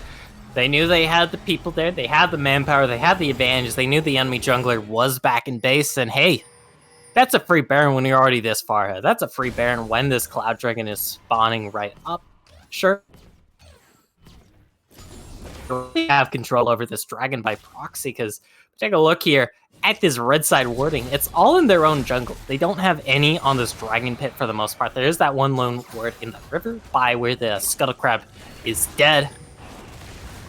This is just such a bad state of game, to put it lightly, I guess, here for the side of Oasis Revenant, because we did see some glimmer of hope come out in that fight. They were able to pull the trigger when they knew they had the advantage. They were able to garner a little bit of tempo, but feels like whatever they did garner their lemons, it has gone back down the drain with this dragon pickup, with this Baron pickup, and now I worry for the state of their base here, because they do still have that mid lane inhibitor that is open, right for the taken. They only have one outer turret left too, so it's not like you're gonna really have much of a cushioning effect here. It's all gonna be more or less a frontal assault on your base here, and it's gonna be hard to pull off. Still though, look at it, Slayer. He has finished 3 items. He has that 100% crit. He has the 2 crit items. He has the Infinity Edge. He can be the one potential pop-off here for Oasis Revenant, I feel.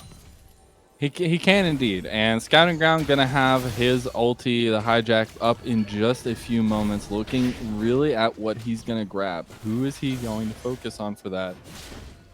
Because you have to be able to help out Slayer. And we have to see, because this is just good Baron play. Okay, you got the casket. That's true. You can make a lot happen with the casket here, even when behind. But I do like this slow pace coming out from Soulbound Mirage. You have the Baron buff. Those minions will wail away on those towers. It will take a while for those to be cleared out. You have the general advantage. Like, you can just play this out here. And if they do force a fight, well, they're running into you. They're running into this bed as all hell, Vladimir. Never mind that. There's Oasis tried to go in. He got done. He didn't hit the knockups, and then he got grabbed in. The shockwave is going to land. But that's an overextension from Glacier on the bot side of Prestige Boy. Takes a 1v1 against Hubris. Now he's just getting trashed here. Slayer wanted to do something, tried to use his gold lead to some advantage. They get nothing here, Goferino. They are left out in the dust, and it is going to be another win here for Soulbound Mirage as they go up 2-1. God, and they lost game number 1, Lemons, but they didn't let that get to their heads. They've come out swinging since. They haven't been holding any punches. Like, every single uppercut from them just feels like a knockout puncher that could end any round, end any game, and that was just match point for them. And I wonder, what is Oasis Revenant going to do? Because they did win a game of the series. They were able to take that first game off. They were able to look strong, so we know they have it in them, but what do they do here? Because there is still a 100% win rate for Gragas and Blitzcrank in this series, and maybe you just take off that Gragas here because it's just been so instrumental to both teams. Although Oasis Revenant, I believe they will have first pick next game. They should be on blue side if I'm not mistaken, so maybe they can try and force out an enemy Gragas ban here. Either way, though, I mean, it's match point here for Soulbound Mirage. After they lost that first game, after we kind of set up a little bit of a mini narrative about how, well, it's the first game of the best of 5. It really sets the tone for the series, but here we are being proven wrong on the desk, Lemons. And if there's one thing I like on the desk, it's like being proven wrong by the teams. It's like when we say, oh yeah, this team is out. No. They come back fine. When we say this team has the definitive lead, no. The other team, they come back fighting. And these are the kind of series that I feel like we kind of live for a little here on the desk. I don't know about you, but that is my personal opinion. I mean, it's just so beautiful when a story naturally unfolds in front of you in the best ways possible in the fact of making us look stupid. But it's just awesome to see the fight in these teams. I need to see it more from Oasis at this point. You came swinging hard in game number 1, but you are backs up against the wall. You're about to be dropped down and put into the loser's bracket and give a free win in the series if you even get back to the mountain over to these guys. You do not want to do that with how they've done so far, and I'm really looking at the guys over in Oasis Revenant. Turn on the gas, put the pedal to the metal, and bring us to game number 5. We'll be right back, ladies and gentlemen.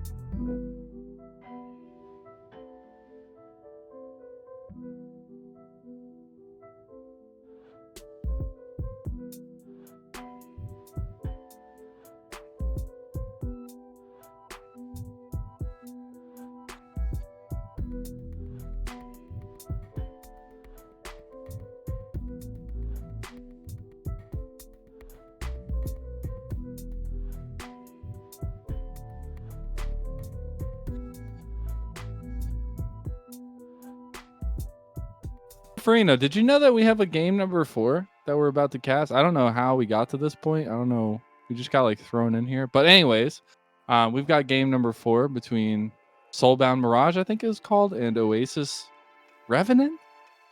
I hope those are the team names, because those are the names I've been saying all series. So I've sadly been wrong in my pronunciation or dictation or enunciation. Might be, I guess, but might be. We've been watching another game.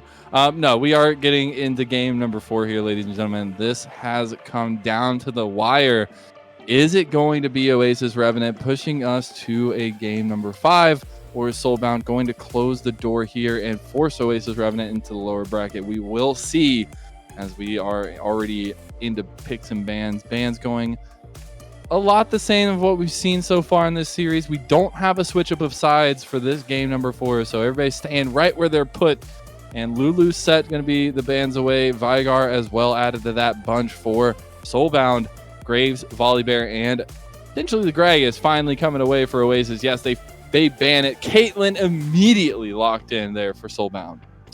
Yeah, because the Caitlyn has been banned all series, but now that Gragas is banned, Caitlyn does slip through. And if there's one thing the Risen admins and owner do absolutely love, it's Caitlyn. They are a little biased if we do remember Travi here. I mean, I think he does have a poster on his wall that he prays to every morning of the Caitlyn splash art.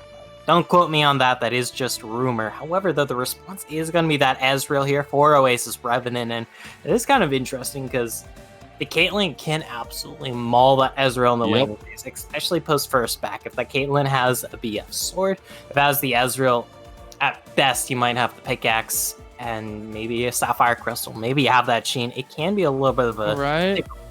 But... Now, it's a playmaking for Glacier. I like it. He's been on the Orianna. He's been on Orianna duty pretty much the entire series long. And finally, he's going to have something with a little bit of onus. I mean, okay, I'm wrong there because Orianna is so strong in the later parts of the game if she can get there. But he just hasn't been having the best performances on him. Now, the Azir adds a little bit more to that. The objective taking, the damage in the later parts of the game. I'm really excited for that. Yes, to your ooze, we have the Kazakhs picked up by Soulbound, which is going to put even more onus on Best Turtle. They also pick up the Blitzcrank. I'm so sorry, Oasis, but this is just not your day. I see so much trouble coming their way. You have to see what he wants to go with, though.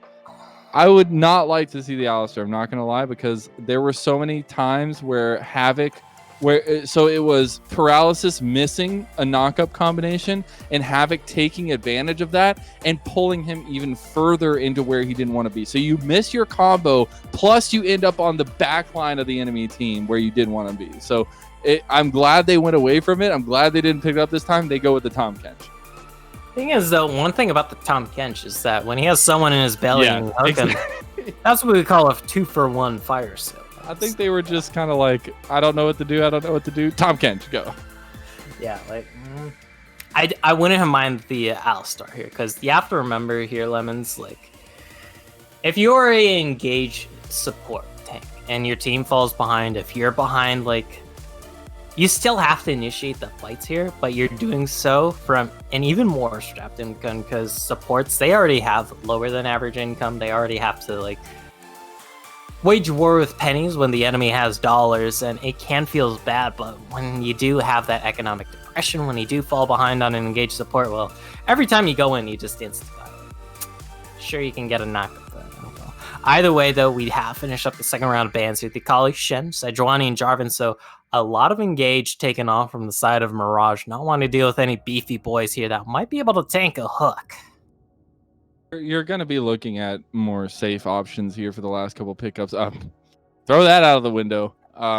They get the Kindred here for Scouting Ground, who has not played anything near the Kindred so far. It's gonna be an interesting one for sure. Go for And I am both excited and worried for this Kindred, because here's the thing.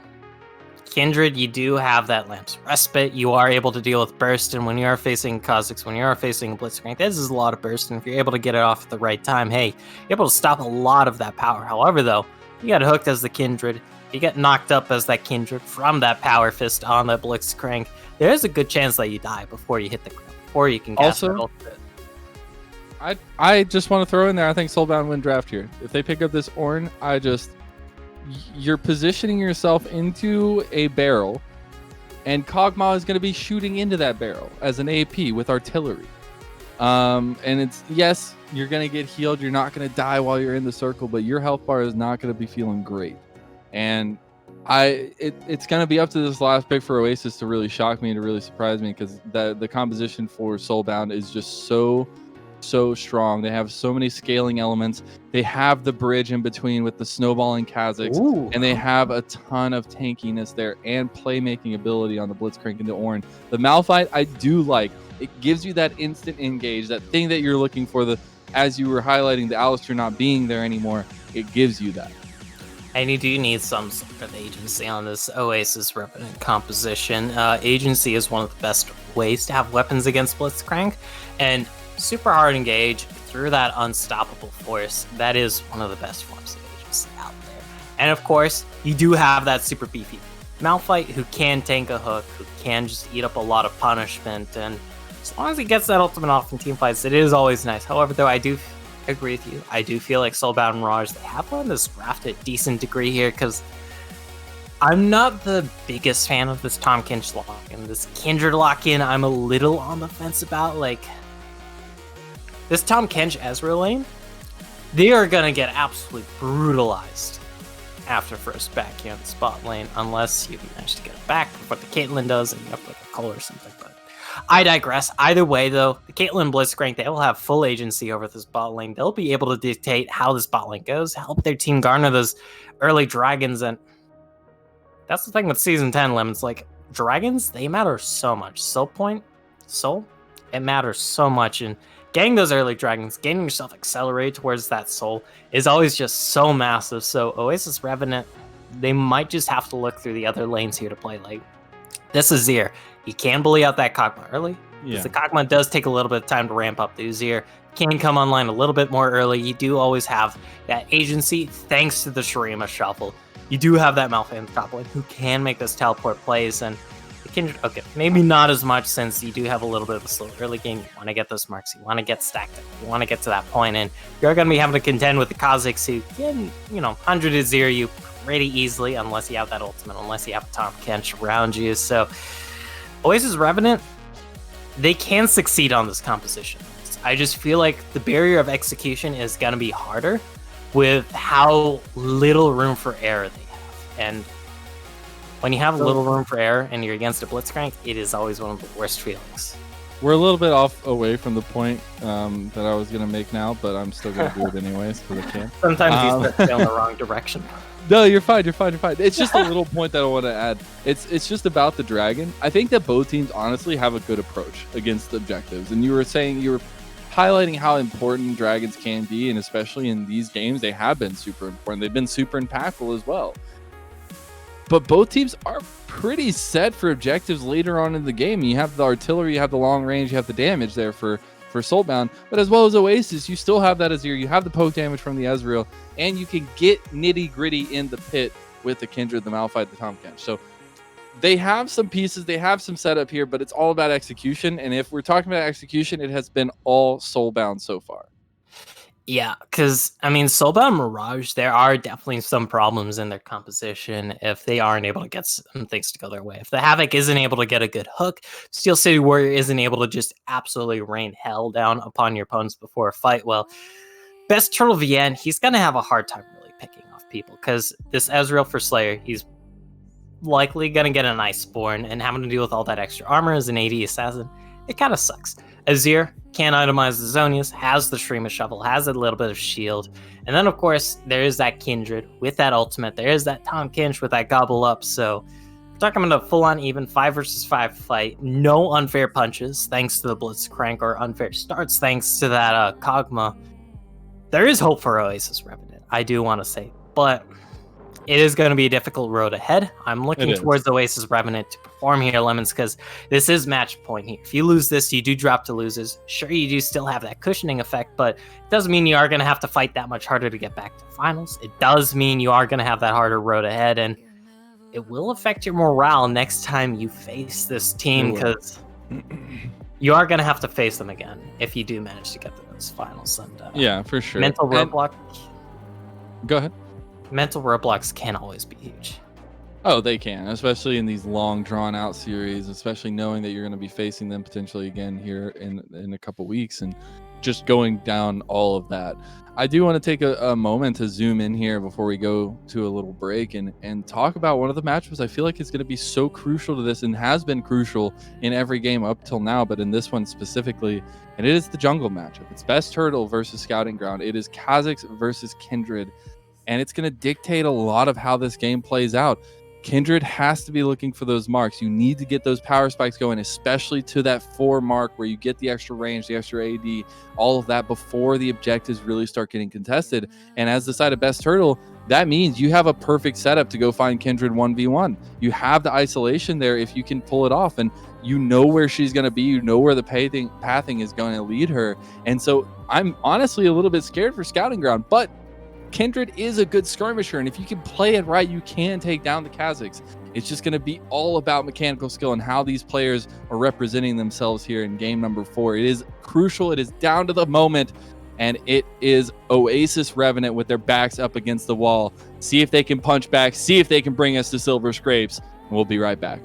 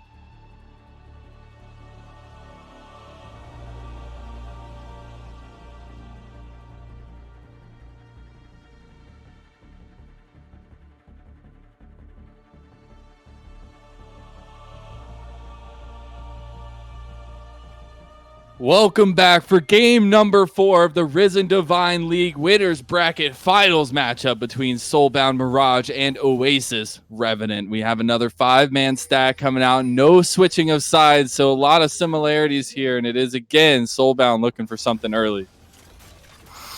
And, I mean, you have the momentum behind you. You have the Blitzcrank on your team. Like, he switched the skin. I'm a little sad. He went to the non-cool skin. Was that to the skin or the missed hook? A little bit of both. It's been a little bit of a theme this series, Lemons, where we go like, oh, that hook was so close. And that hook was one of the worst ones to feel that. Like, obviously, if you're an Oasis Revenant fan, you do feel a little bit of happiness seeing that one miss, because starting 0-1 in the game, which could decide your fate in the series.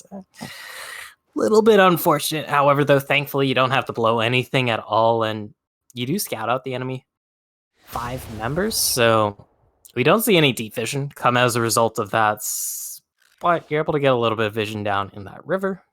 You're able to guarantee a little bit of safety here now that Blitzcrank cheese is gone, and I don't think we've really seen the Blitzcrank pay off level 1 in any of these games. At most, I want to say in game 2 we saw a flash forced out, but other than that, we haven't seen any level 1 kills here. No, we haven't. And while we got a little bit of downtime here early on, I did want to say, Oasis Revenant, kudos to you. You win the skin game. You've got the Spirit Blossom Kindred. You don't have the cool chroma. That's okay. You've got the Academy, Ezreal. You're doing all right for yourself. You got one Super Saiyan. You got one. I don't know what Spirit Blossom stuff is, but you got a Super Saiyan eventually on your team. So I think they're doing okay with themselves. Maybe that'll give them the power to push us to Silver Scrapes. But early on here, I'm sure it's going to take a little bit to see that skirmishing unfold. We're more than likely still going to see the aggression in each one of the lanes that we've seen in all other of the 3 games. But it's, again, highlighted on these junglers and when they're going to get active in the game. Yeah, because we've kind of seen it every game. It's been usually a victory through the mid/jungle duo. Game number 1, game number 2, I feel like is most prominent. Game number 3, maybe a little less so, but still, it was definitely a noticeable, difference there. Hubris got the B emote out to bait him, and now first kill is going to go over to Scouting Ground, starting out this game number 4 just right for Oasis Revenant, and exactly how you need to be starting out after the last 2 games. That is so massive, too, because it's like, you get a kill into this Kindred, which is very, very much appreciated, because Kindred can scale. That's a great hook, actually. That's a great It is right onto the trap. He gets gobbled up, though. It's going to dissuade a lot of that damage to follow up on him, but still, those are the things you got to watch out for in this lane. Slayer getting an early taste of the evil medicine that SB are throwing out. Because sure you don't get the killer, sure you don't get any summoners, but you force out Slayer's Potion there, which is big here. Not to mention Paralysis. One of the nerfs Tom Kenj did get in the past to his Devour is that they increase the mana cost of the Devour when you use it on allies, so it's 100 mana if you use it on an ally right now. He has a total of 384 mana. That is over a quarter of his mana pool just to save your lane partner from a hook, and you can't do that off cooldown. It's like, it's going to add up eventually. There's going to be a hook that lands. You'll be either out of range or out of mana, and it can spell doom here for Slayer. Thankfully, though, as Ezreal, you do have that Mystic Shot. You do have the Arcane Shift, so you do have a nice little bit of safety. Exactly, and also, speaking of Ezreal's safety, or I guess his team, they have 3 TPs go Frito. So, looking for them to use that later on. Meanwhile, Hubris getting clapped in the top lane. Got to be really careful with that Ornn damage. It likes to slip under the radar, but it will end your life. Oh, Best Turtle going for the kill up there. Yeah, Best Turtle didn't want to commit fully, but he does just prolong the back for Hubris, and now is when they look to go in. Can they get it? They at least get the TP out. And that is still big, because look at how that TP was forced out. Look at the state of the mid lane wave. It is going to drag up Scouting Ground to answer this push in the mid lane, because if he doesn't, that means Steel City Warrior going to get a little bit of free time on this tower, going to get some free moves into that tower, and Glacier Freeze, he still hasn't backed. Actually, he could just get a kill here. Presty boy, you might have overextended. One more auto attack. No, flash. Oh, no! Okay, he got him. Glacier Freeze, able to pick one up now. 2-0 in favor of Oasis Revenant. And that is such a great start here for Oasis Revenant, because you have to look at where the kills have gone once. One has gone onto Scouting Ground, one has gone onto Glacier Freeze. Both of those hyper-scaling late-game carries. Yep. And you're just giving them extra gold here. That is scary. You're giving them a potential early dragon here, too, in this Infernal. So it's only going to make the scaling even scarier. We do take a look at the Kindred stacks, however, Scouting Ground is only sitting on that singular stack so far. So thankfully for the side of Soulbound Mirage. Oh, okay. Yeah, Scouting Ground. I saw the little icon there. Never mind. There's an unstoppable onslaught. Yeah, it's going to be a stoppable force used on a Steel City Warrior. The Dragon's still going to go down for best turtle, but Steel City Warrior is going to be the next to fall. Hubris able to pick that one up. This fight is just all over the place. The gobble up comes out perfectly. Hubris is going to throw the crab hands out. Here comes Glacier Freeze. He has the Emperor's Divide. Does he use it? Slayer on the backside is going to finally take down Havoc after all of that craziness. It is just nutty here in the first 10 minutes of the game. Best turtle went down as well. And after all of that, 5-0 for Oasis Revenant. They're making a strong case for Silver Scrapes. God, I'm down to do a live rendition of Silver Scrapes so we don't get auto-modded here. It would ruin our vocal cords. Either way, it would be a fitting celebration, because I got the gold lead already, Lemons. It is nearly 2,000 gold separating these two teams. 5 kills separating these two teams, and we're not even 7.5 minutes in the game. Sure, you got that Infernal Dragon here on the side of Soulbound Mirage, and you're gonna very much appreciate that on this game, on the Skazix, but you're down 5 kills, and maybe make that divide.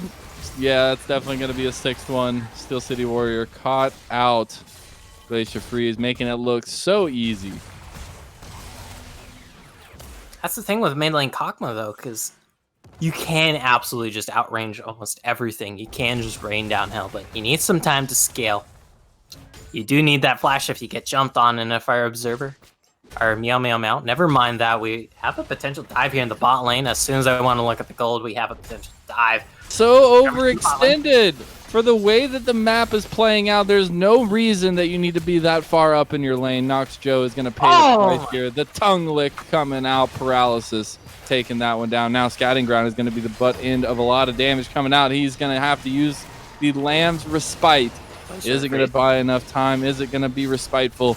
It is not. Steel City Warrior going to take that one. Best turtle now looking at the Death Chamber. He goes down to Glacier, but Steel City Warrior maybe picking up some kills here. He's getting engaged on now, though. He needs to run away. Tom Kench coming down. Ornhorn used on the top side of the map. I'm just never going to get to stop talking here. Oppressed E-Boy missed the second activation, and Hubris is going to slowly but surely take him down. God, and all I want is just 1 second to voice my opinions here, but Oasis Revenant, they have a different agenda here, Lemons. A hidden agenda, if you so will be. I don't know. Maybe the script is kicking in. We are going to be heading to the game number 5 here in this series, because I hate to call the game over at this point, and I'm like at the league. I just want to say that there's 100% a script going. We got a message from Rando Joe in the background between the games saying, you got Silver Scrapes ready for game number 5. He knew something was up. He's got the PayPals going, and he knows that we need the hype in this matchup. No, I'm just joking. There's no script, I promise. It is technically a false statement. Travi was the one who ordered that script. He did also order that if we do go to game number 5, that Rando Joe do join us on the desk here for a little live rendition of that Silver Scrapes. I don't know how a hot dog can sing, but I am willing to be disproven here, as I've hot dog. That's true. Like, we know Rando Joe, he can dance. He is a funky hot dog, to say the least, but can he sing? I've not seen him sing yet. All he does is production, and that's not really a voice over role, to say the least. Hey, don't doubt the man. Don't doubt the hot dog himself. He will prove you wrong. But 9-1 in kills for Oasis Revenant. They stuck on the red side for game number 4. They felt confident in their strengths as a team, and it's showing here as they have just completely flipped the script. As we're going to continue with this thought process here. But after, just a crazy game number 1 where they looked so dominant, they looked so strong, and then just getting the Summoner's Rift wiped with their blood in 2 and 3, and now game number 4 they show up like game number 2 and 3 didn't even happen. Well, to play a U-turn on the narrative here, because game number 1 we're like, Soulbound Mirage, he didn't show up at all. Like, it felt like he got outclassed. Next 2 games they come out swinging, and we're like, all right, you have the advantage now. You have the momentum. We think Oasis Revenant just feels out of this series, but we are on the desk once again being proven wrong, and I've said it at least 3 times this cast. I'll say it again. I love being proven wrong on the desk here. I love it when teams prove me wrong, show me that they still got some fight in their tanks here, Lemons, because what else is more hype than a game number 5 here of Winners Finals? The only thing I can think of is a game number 5 of Grand Finals. That hasn't happened yet. It's going to, though. Dragon, the eye is on Dragon, at least here for Oasis. They want to try and secure their first of the game, and it looks like they are going to with no problems, no contest coming out. Best Turtle just going to keep farming up.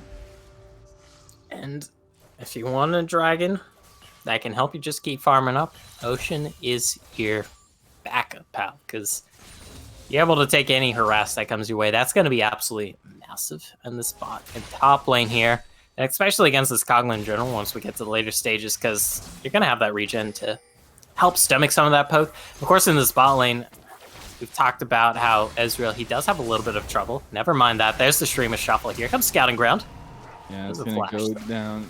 Scouting Ground does have the Rift Herald available, so they could be looking at mid lane for that, but he's got to be really careful as Best Turtle's going to be clearing this ward. He wants to go in. He pops his ulti. He's getting the damage. The isolation damage is there. He might just have to force out the Lambs of fight, and he does. Here comes the TPs. Everyone is coming to join the fight. Glacier gets out of that one. That's going to be the knockup by Hubris. He uses it. He gets it. Crap. That's going to be huge. The slap, though, the shutdown. That's a lot of gold in the orange pocket. 600 to be exact. Hubris on the backside. Oh my goodness, the damage from Slayer. He is full health and he is wrecking shop right now. The ace in the hole comes through. It hits Hubris and they back off. I feel like they could have kept going. They could have taken even more, but it is just going to be a 2-for-1 in favor of Soulbound Mirage. A 2-for-2 overall, I believe, if I'm not mistaken. Sorry. The death timer is too low. Yeah, that's the thing with early game fights that do carry out for a while. You're like, what's that? 3-for-2, 4-for-1? Like, I don't know. That timer's too low. I just yell at the video games. Either way, though, a 2-for-2, it does benefit Soulbound. Raj here, since they were on the back foot here, they are able to get some key kills. Both of them going in the pockets of Steel City Warrior, if I'm not mistaken, and he is going to appreciate that, help him hit that power spike on this Kog'Maw, because Kog'Maw, he does need a little bit of time to ramp up in that mid lane. Never mind that Havoc. He's going to Hex Slash in. He's going to hook in.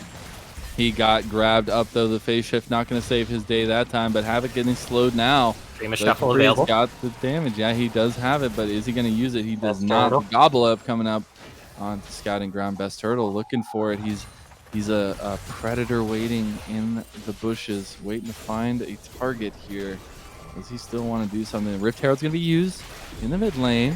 X-Flash again. X-Flash coming over. Do they want to do something? Here comes Best Turtle. He's gone in on everybody, though. He's all by himself. That's not the play as a Kha'Zix. He flashes right into Hubris, who says, thank you very much. He's going to go ahead and dash in onto Havoc, who also goes down. E-Boy is taking down some damage onto Hubris himself, but it's not going to be very much as the True Shot Barrage comes out from Slayer. And they are going to keep pushing this. And props to the Risen admins here. Like, I didn't know we had several English majors here on the script writing team, but here we are. Like, this is hype. Never mind that. We see even more action. There's the Gobble Up. There's the Oran Horn. Let's see what happens. That's going to be a whiff, actually. Oh, you had a 3-man knockup lined up right in front of you, and it just misses just a little bit. I feel like that was like a The most crucial moment on a putting green, and you just whiffed it. But he probably wouldn't have gotten any kills there anyway. So it's okay. Oppressed E-Boy. He's just using the ability, making sure he knows it's still there. That's the goddamn thing here, though, Lemons. There was a chance they could have got the kill here. I am a math major IRL, and there is one thing I always hear. The narrative against math majors, if you will say. Okay.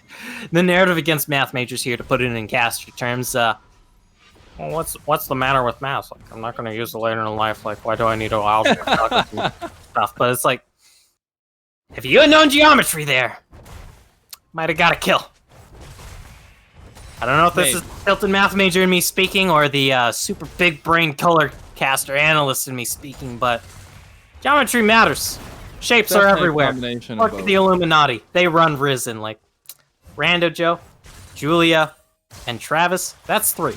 You know what else is 3? A pyramid. Illuminati? That's all I'm saying here, Lemons. It's a conspiracy. I just want to say I don't condone any actions further in this conversation.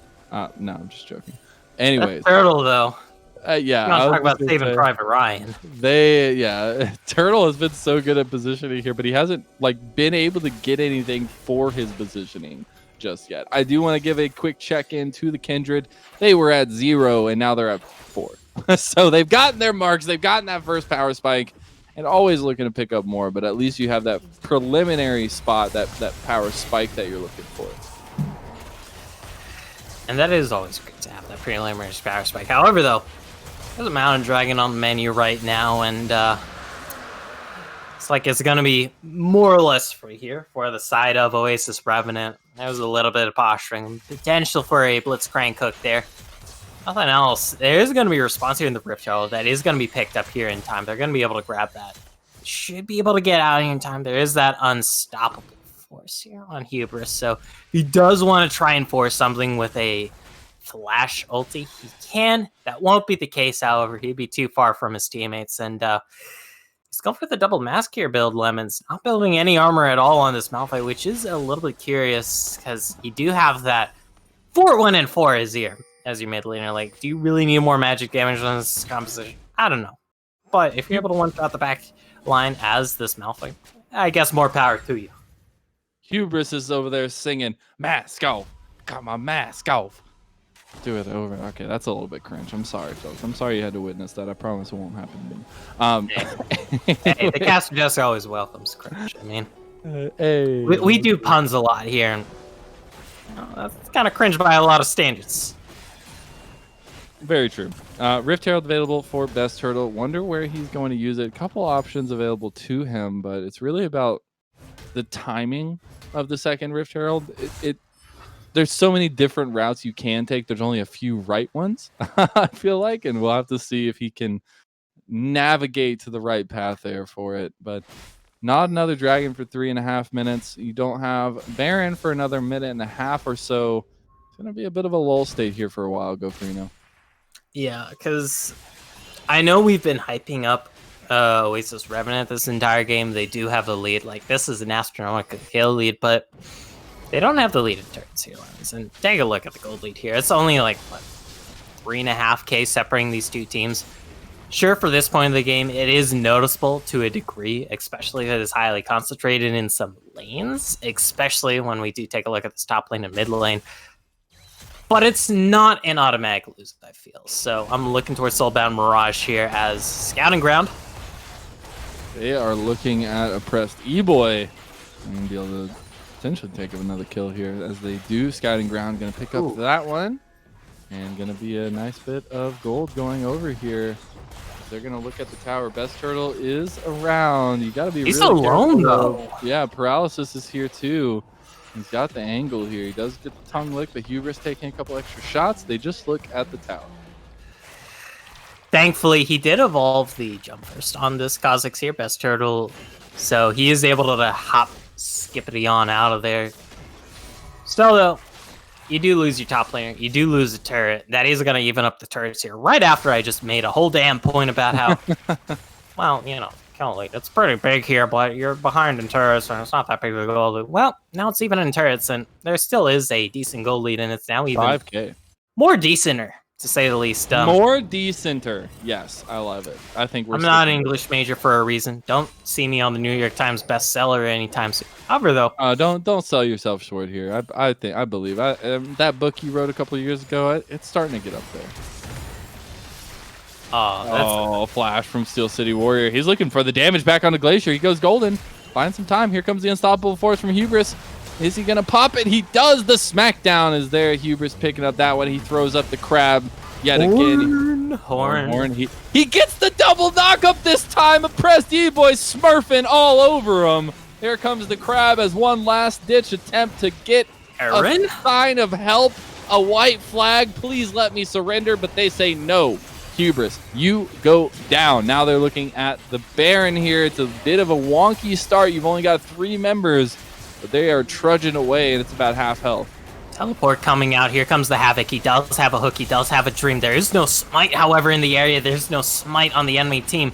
So the Havoc, he's going to have to pull off a miracle play here with these 4 members in the pit. He's going to try to go in and deal it. Can he get it? The smite's still there. It gets smited away. There's no chance, no how. Best Turtle did arrive, but it's way too late. Scouting Ground has to use the Lamb's Respite. Steel City Warrior, this is where this comp is coming alive. This is exactly what we highlighted in the draft. You're shooting fish in a barrel, and it's working out so far. Knox Joe getting low. Slayer comes in. You have the flank from Hubris, and everybody is falling here for Oasis.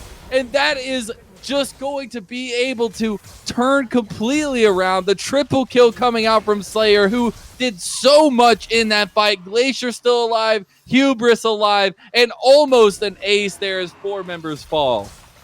You get the Baron, you looking towards this dragon, it's going to put you on soul point. You're going to have this double Earth Dragon too, and potentially a 3rd Earth Dragon. You have to remember Malphite, he has a gigantic armor steroid. Now imagine him with triple Mountain Dragon and that Mountain Soul Lemons. It's an 80k main. I think I'll be tickling him, and that'll do more damage. However, though, this is a very strong statement coming out from Oasis Revenant. They really want to take us to that game number 5. I guess they heard us mention that if we do to game number 5, we can try and get Joe here on the desk to sing a little Silver Strange with us. And I'm gonna be honest, if I was down in a series and if it was potentially match point and I heard of a random hot dog admin streamer, Caitlyn One Trick that couldn't get back into Diamond McGee would potentially be singing one of my favorite songs, I would certainly try hard to get to that game number 5.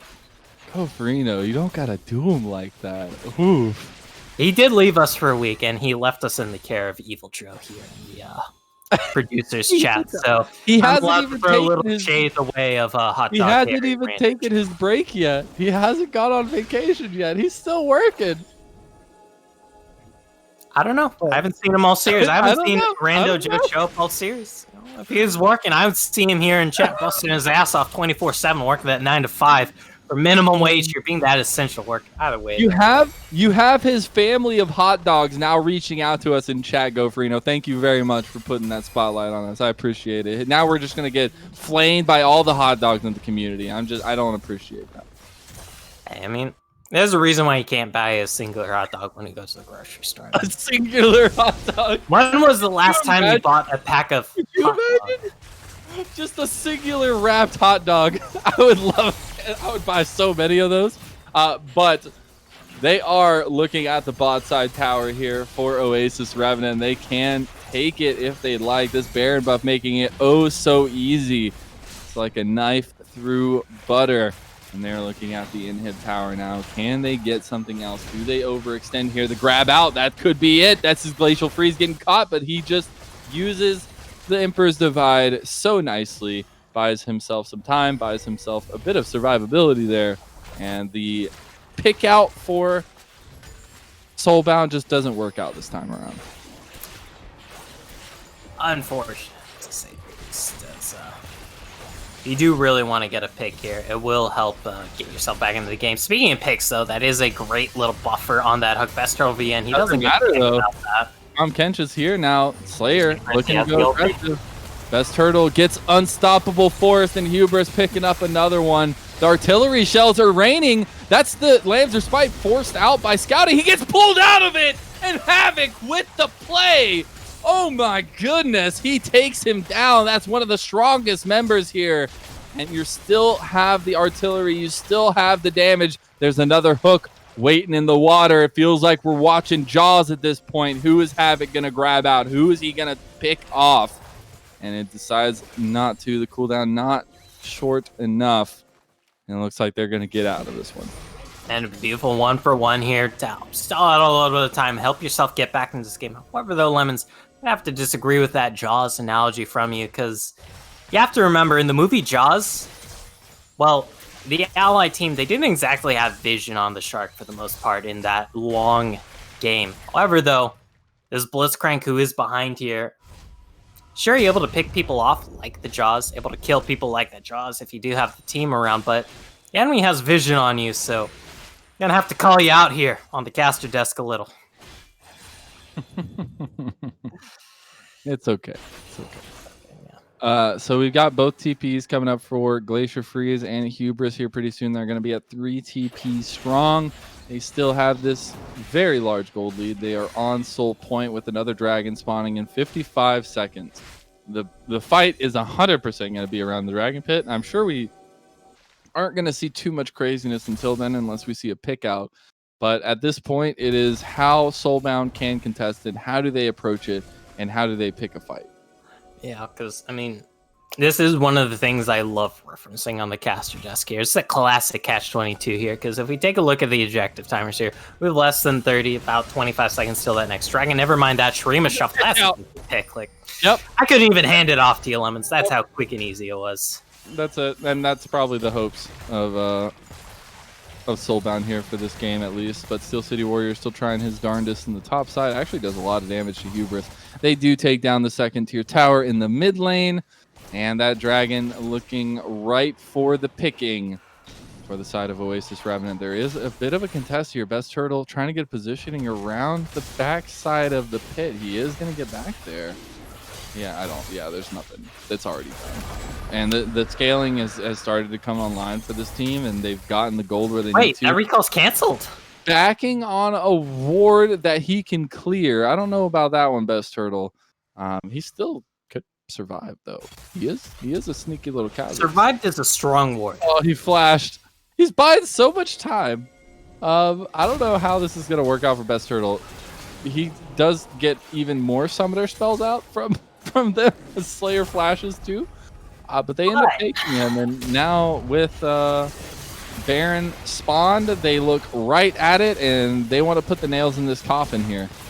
Yeah, that's the thing though, Lemons. Like, you stall it a lot of time, but this enemy Earth Soul, it isn't going away. You lose your jungler, that's going to be the Baron here. Sure, Noxtro, he's putting out the headshots here, but you're a Caitlyn that's behind. You're down 1 man, and this Caitlyn, you're alone.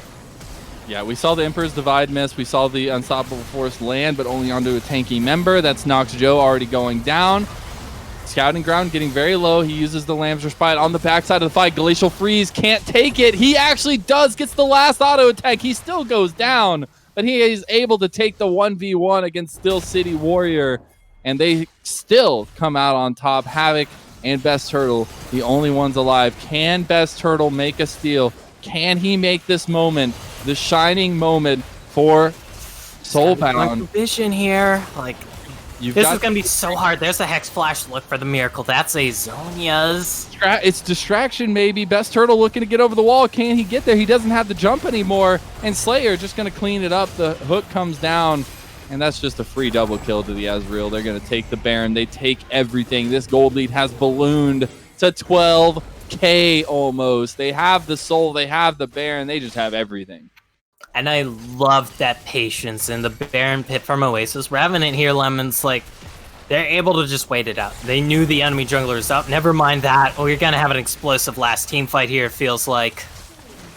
It's going to be Hubris looking for more. He has done so well on this Malphite pick. And Slayer turning up on this Ezreal. He has truly gone Super Saiyan in this game. That's going to be one last kill going over, maybe two. Oppressed E-Boy getting very low here. 9-0-8 on the Ezreal for Slayer. Can he go unkilled? He almost got grabbed there, but doesn't. The Nexus is the target, and it will fall. Slayer looking for a couple more. They want a couple last little digs in before game number 5 as we send it to Silver Scrapes. Yeah, like, I love that Super Saiyan analogy, and I wanted to say Soulbound Mirage. I felt like they won the draft here, but I forgot one crucial thing, Lemons, is that right before this game started, well, Rando Joe, he's changed his Discord profile picture to be a Super Saiyan hot dog, so Super Saiyan is what happens to be the case here for Slayer and the rest of his team as we are going to that game number 5. I just have to say, I feel like this series has been a perfect Dragon Ball Z arc. You have the first arc where, in this case, I gotta say the hero is Oasis Revenant, because you have the hero. You know, he looks so strong in game number 1. He comes out swinging. He takes down the enemy. Then game number 2 and 3, you know, the enemy comes back. He's gained another level. He's super strong. He starts beating up on Oasis Revenant, and then game number 4, he's reached his power spike. He's gone Super Saiyan, and they're bringing us all the way. So I'm super excited. I know it's a little bit of a bias thing. You could spin it both ways, maybe somehow, but that's just the picture I have in my head, and I'm so unbelievably excited that our winners finals is going all the way to game 5, and it has been nothing but chaos and joy of League of Legends so far. Go Farino. Yeah, like, honestly, every cast so far that we've had for the Risen Divine League playoffs, I felt like it's been exciting. There's never been like a single game where like, all right, this is a snooze fest. No, it has been excitement all the way through, and I love that it's only getting better from here on out. And this is what winners finals can bring. Boy, oh boy, am I looking towards the grand finals here, even losers finals, because that is what happened. Is what is happening last week. Where's our heart? There's no room temperature. It's either freezing or boiling at this point for both teams, and honestly, it just sets us up perfectly for a game number 5. Talking about it, we're gonna send it to a little break, ladies and gentlemen. Please enjoy Silver Scrapes.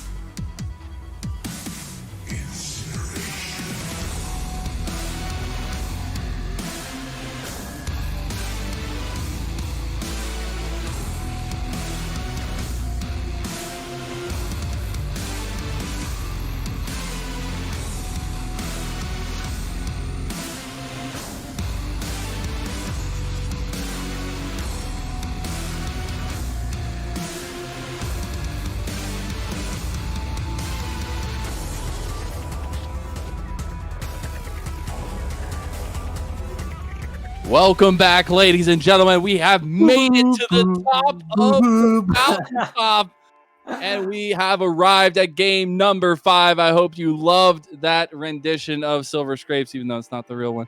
I'm just going to say that I listened to the real one while we were on break. Anyway, it is time to get into game number 5's picks and bans, the ultimate game in this series, and we don't switch sides yet again. It is the salty run back on sides for the 3rd time in a row.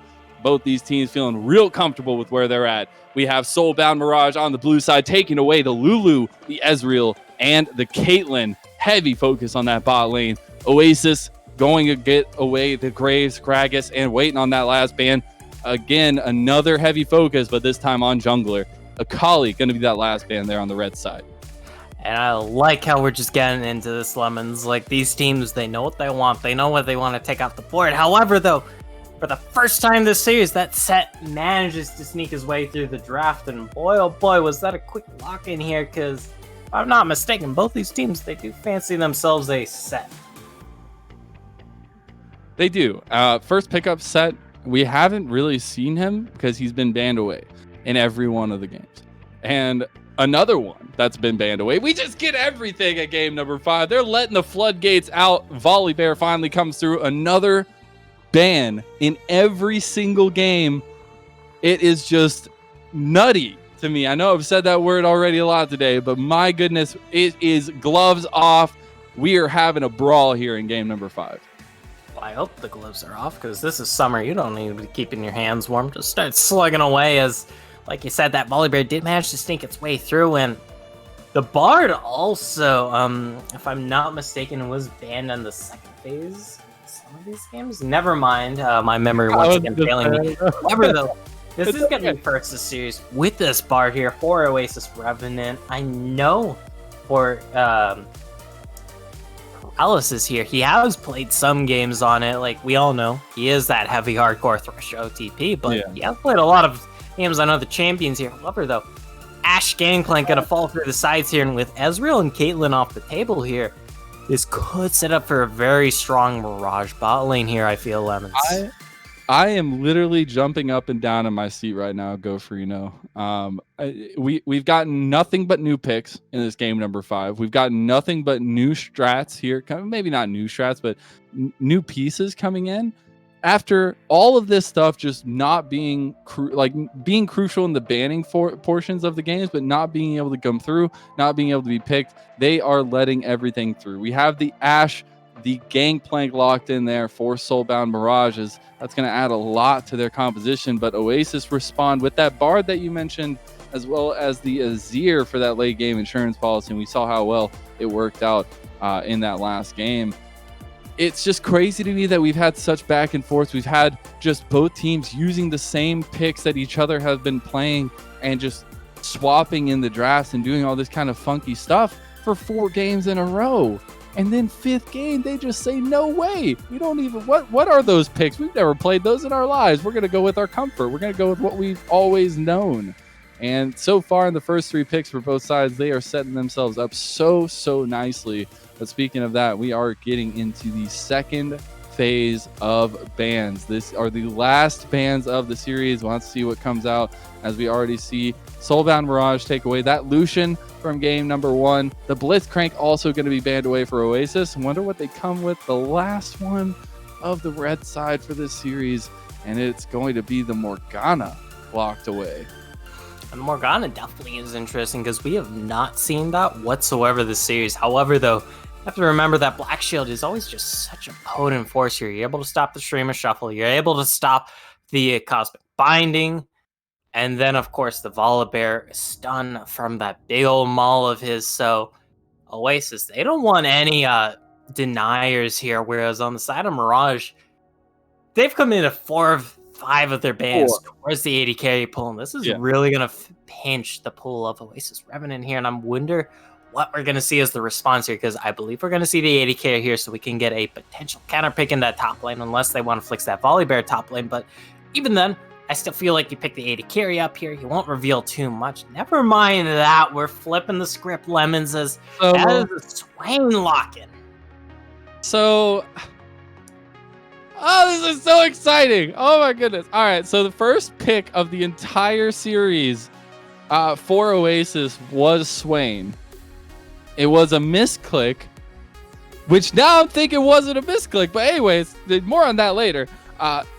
It's now going to be locked in, going to be picked up for Oasis, and that is so awesome. I'm a big Swain lover, but also just what he brings to the table in terms of tankiness, in terms of team damage, and what has been so important during this whole series, Go Farino, it has been the objectives. You put that demonic ascension in the middle of a pit, it is not going to be a fun time for anybody. Now, we do have some very spicy lock-ins here for Soulbound to respond to this Swain pickup, and it is the Pantheon and the Syndra locked in, both staple picks, strong picks, and things we haven't seen at all in this series whatsoever. Not banned, not picked, and now in Game 5, they pull it out. And this is a lot of single target call-out posts potentially coming from the side of Mirage here, because you got the Enchanted Crusader, you got the Showstopper, and then you got basically what feels like the entirety of Syndra and Pantheon's kit here. But, Lemons, the spice doesn't end there. We've got to see a Vayne here, which is so interesting because it is potentially landing against an Ashe Pantheon here, something that is a set jungle, of course, and that is going to be a rough lane to say. Like, you've seen Sandpaper. You've seen Sandpaper version 2. Now get ready for Sandpaper version 3. It's called playing Vayne into whatever the hell this lane is, and so this Revenant, they're definitely trying to bring out a lot here in this game number 5 that is spicy, but will it work out, Lemons? That's the question. Yeah, and what I was going to say about earlier is just, I have the picture in my head. I know it's another SpongeBob reference, but I just have the picture in my head of that of the episode where he like has to learn new words or whatever, and they go in his head, and like all the file cabinets are like on fire and everything. That's like our casting notes for these games so far, like just things from game 1 through game 4. All of that's on fire now. We don't have a pick out of the litter that has been picked before in this series. We have all 10 new champions after everything that we've been through on this journey. And besides Izzy, okay, sorry, 9. I'm sorry. 9. It's been a long night. 9 new champions. That's still insane. And the fact that we get to see some different picks here, we get to see some hype picks, and that Pantheon's locked in jungle, by the way. So let's set support then. All right. Can't say I expected that. Set support has definitely fallen off. Granted, though, I mean, you typically only see the Pantheon primarily when you want to hard win matchups into very champions that can't exactly kill you, like that Thresh. And of course, when you pair it with the Callista, because you use the Fate's Calm to roam in. But this is paired, well, it would have been paired with an Ashe if you do same bot lane, and you do have that similar CC, but you don't exactly have the yeet in. However, though, it is going to be Ashe set bot lane. This is going to be interesting because set support, he hard counters a lot of all-in supports like the Thresh, like the Alsto, like the Leona, because you can just absolutely decimate them with the Haymaker, with the Facebreaker when they get in your face. However, though, Bard doesn't necessarily want to get into your face here, Lemons. He wants to be throwing out the Cosmic Bindings from far. He wants to use the Ute autos to just, chunk you away, and I'm curious to see how this goes, because you are playing the Bard with the Vayne here. That is going to be very hard for the Vayne. However, though, I don't know. It's going to be a hard one to call here. I feel a little bit scared for Slayer on the Vayne. He had a really good performance on Ezreal, though, so you feel like his mechanics are going to be on point. He's feeling pretty confident. He's feeling pretty good, and that's something you really look for in Vayne, because if you don't play Vayne confidently, then GG's, my friend. But the fact that Slayer is coming off a pop-up performance, he is on this Vayne pick. Not the greatest combination with the Bard, who is one that likes to roam, likes to get some pressure elsewhere.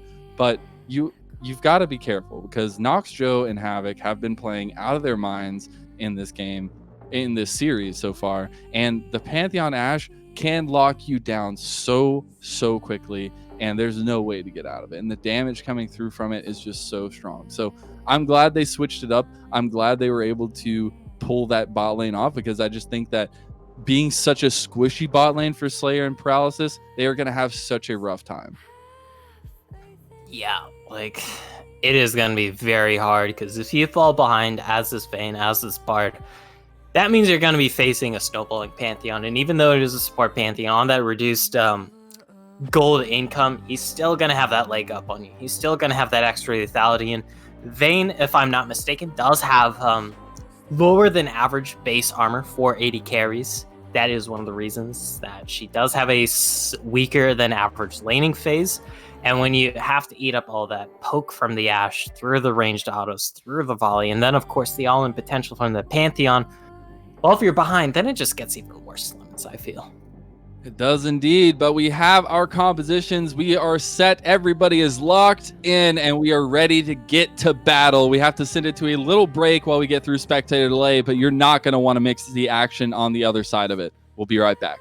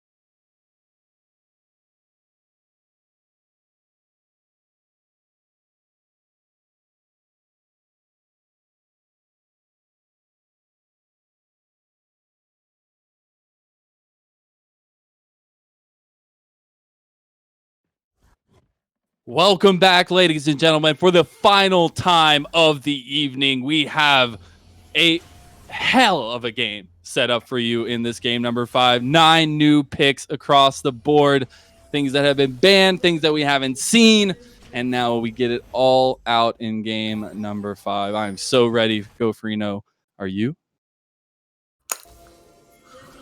To a degree, yes. Like, I'm just looking across all these picks, Lemons, and it's like, I didn't have enough time to prepare. Like, a Vayne? Like, don't get me wrong, I play a lot of Vayne. I didn't expect that. That was out of left field. But Swain top? That's also out of left field. Pantheon support. Okay, that's technically meta to a degree, but that's also out of left field in the terms of this series. However, though, very calm start to this very, very decisive game number 5, and it might just kind of speak to both these teams. They know what's on the line here. They know that you don't want to be throwing this game. You don't want to have gone all this way to game number 5 just to throw it away in that level 1. And it does also help technically there is no Blitzcrank this game, so you can't get those cheese hooks. I mean, with Bard Pantheon, you can make some stuff happen level 1. Either way, though, nothing going to happen. It's going to be a very interesting start to the game, and it's going to tell a lot of how this 5th game is going to play out. Honestly, I'm viewing this as a best of 1 at this point. Yes, you can carry a little bit of momentum from the win for Oasis Revenant, but the fact of the matter is you have a lot of difference in the way that you're going to approach the game in this one, and it's going to be a lot of lane play and a lot of these skirmishes that we've seen a lot, the aggression that we've seen a lot in this. But again, it's going to be down to Best Turtle and Scouting Ground on getting the effectiveness out onto the map that you need to.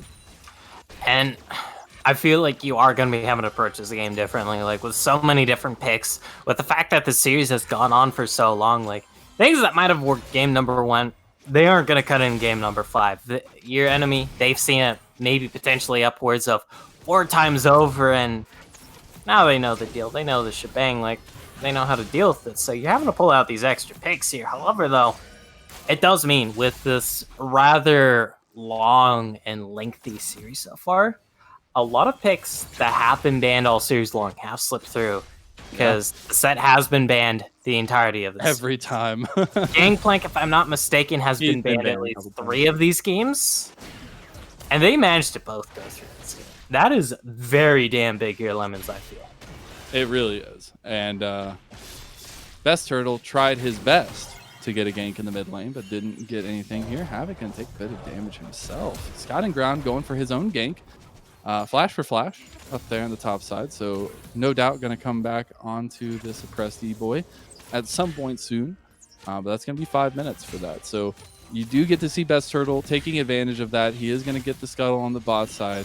Scouting Ground hasn't taken his on the top side just yet, but we see that Best Turtle is playing this very aggressive. He was going in to try and invade, realizes there's nothing there, and walks out. And getting out this flash from Scouting Ground on this Volibear pre-6 is pretty big, because he doesn't have the ultimate yet. Never mind that. Man, that's the damage. That's just level 3. That's with no items. Slayer almost died in one combination. Teleport? One more Q comes out. TP coming back. They need to do something. They need to change the pace here on the bot side. We're going to see the response TP. This is a lot committed early on. That's the Magic Journey going through. The stun does connect on Glacier. This is the flash forward. They get the face breaker. They get first blood. Little emotes coming out for the extra little flash of BM. Best Turtle getting very low here. Do they want to turn this? It's still a 4v3, and you're not in a position to really come out on top. Paralysis not having any mana available to him. This is a rough start, but it's still very early. I just really love the play from the bot side, especially of Nox, Joe, and Havoc.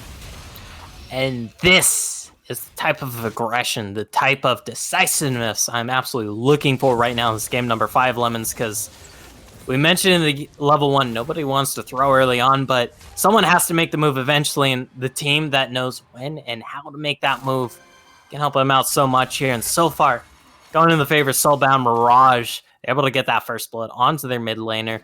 Can be definitely big, since Syndra, she can snowball a lead in that mid lane. Did take the Comet this time around. Never mind that. Here comes Best Turtle VN. I believe he has the Hex Flash available. Look for the Face Breaker. The speed! It's Sonic the Hedgehog in real life.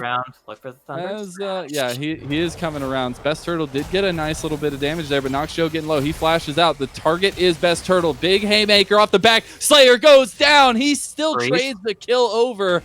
They got to be really careful, though. Glacier coming in with the little bit of a dash, but Scouting Ground's getting low.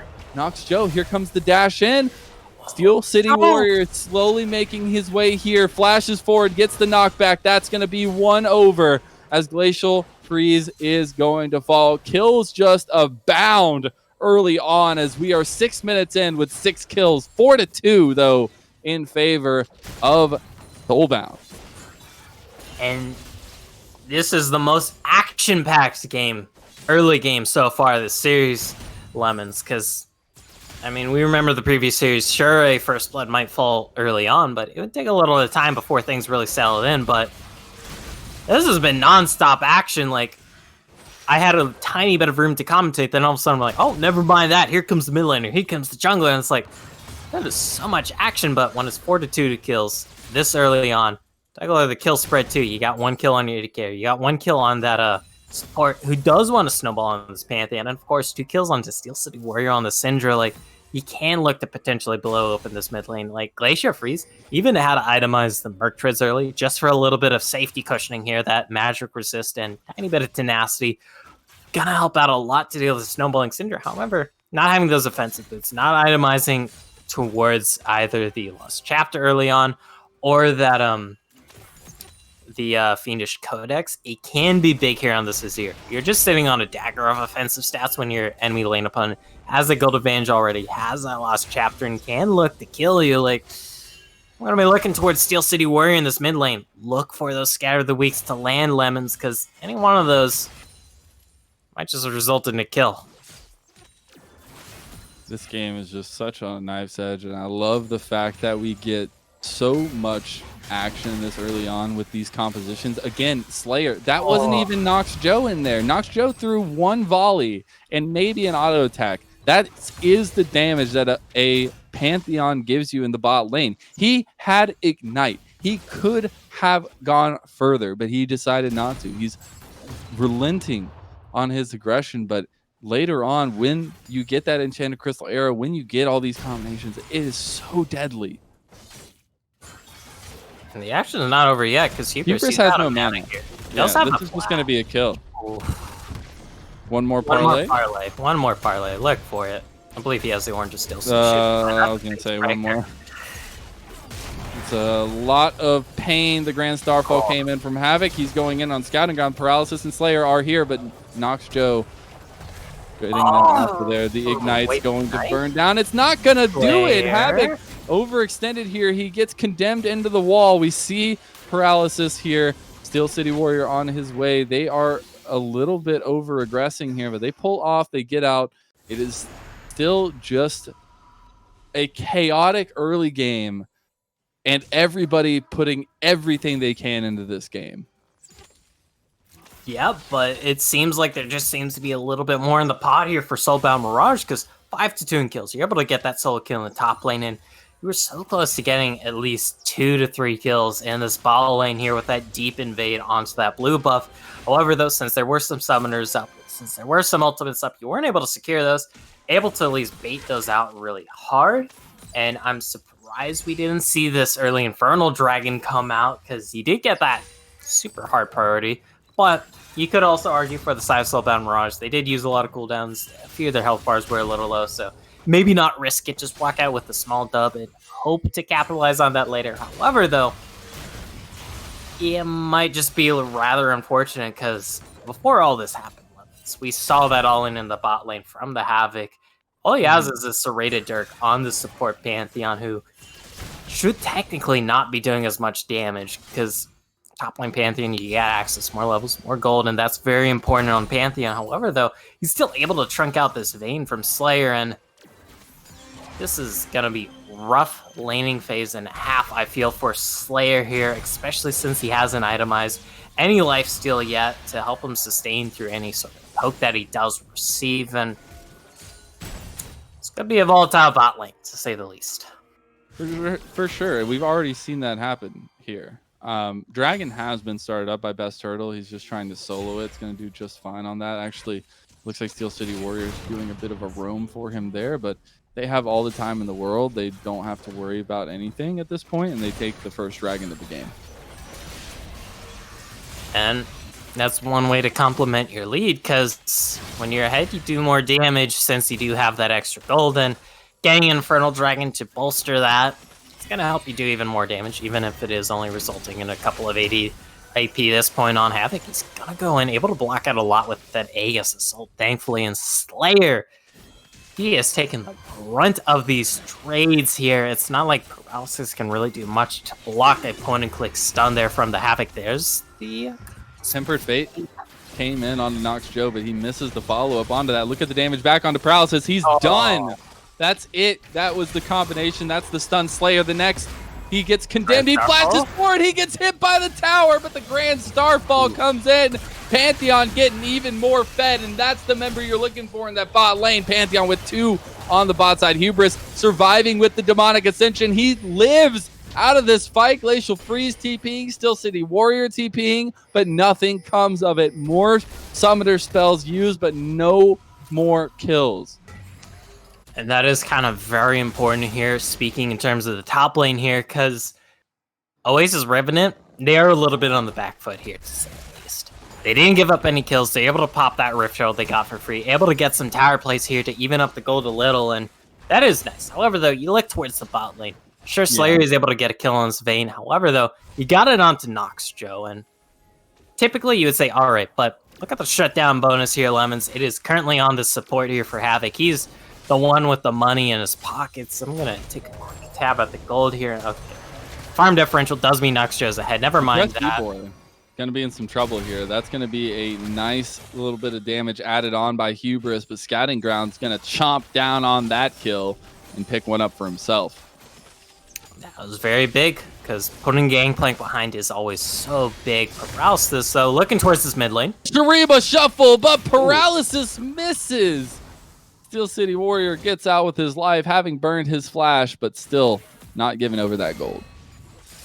And the great flash from Steel City Warrior there.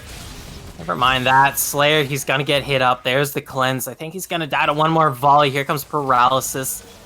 Oh! Nox Joe. I don't even know what to say about that one.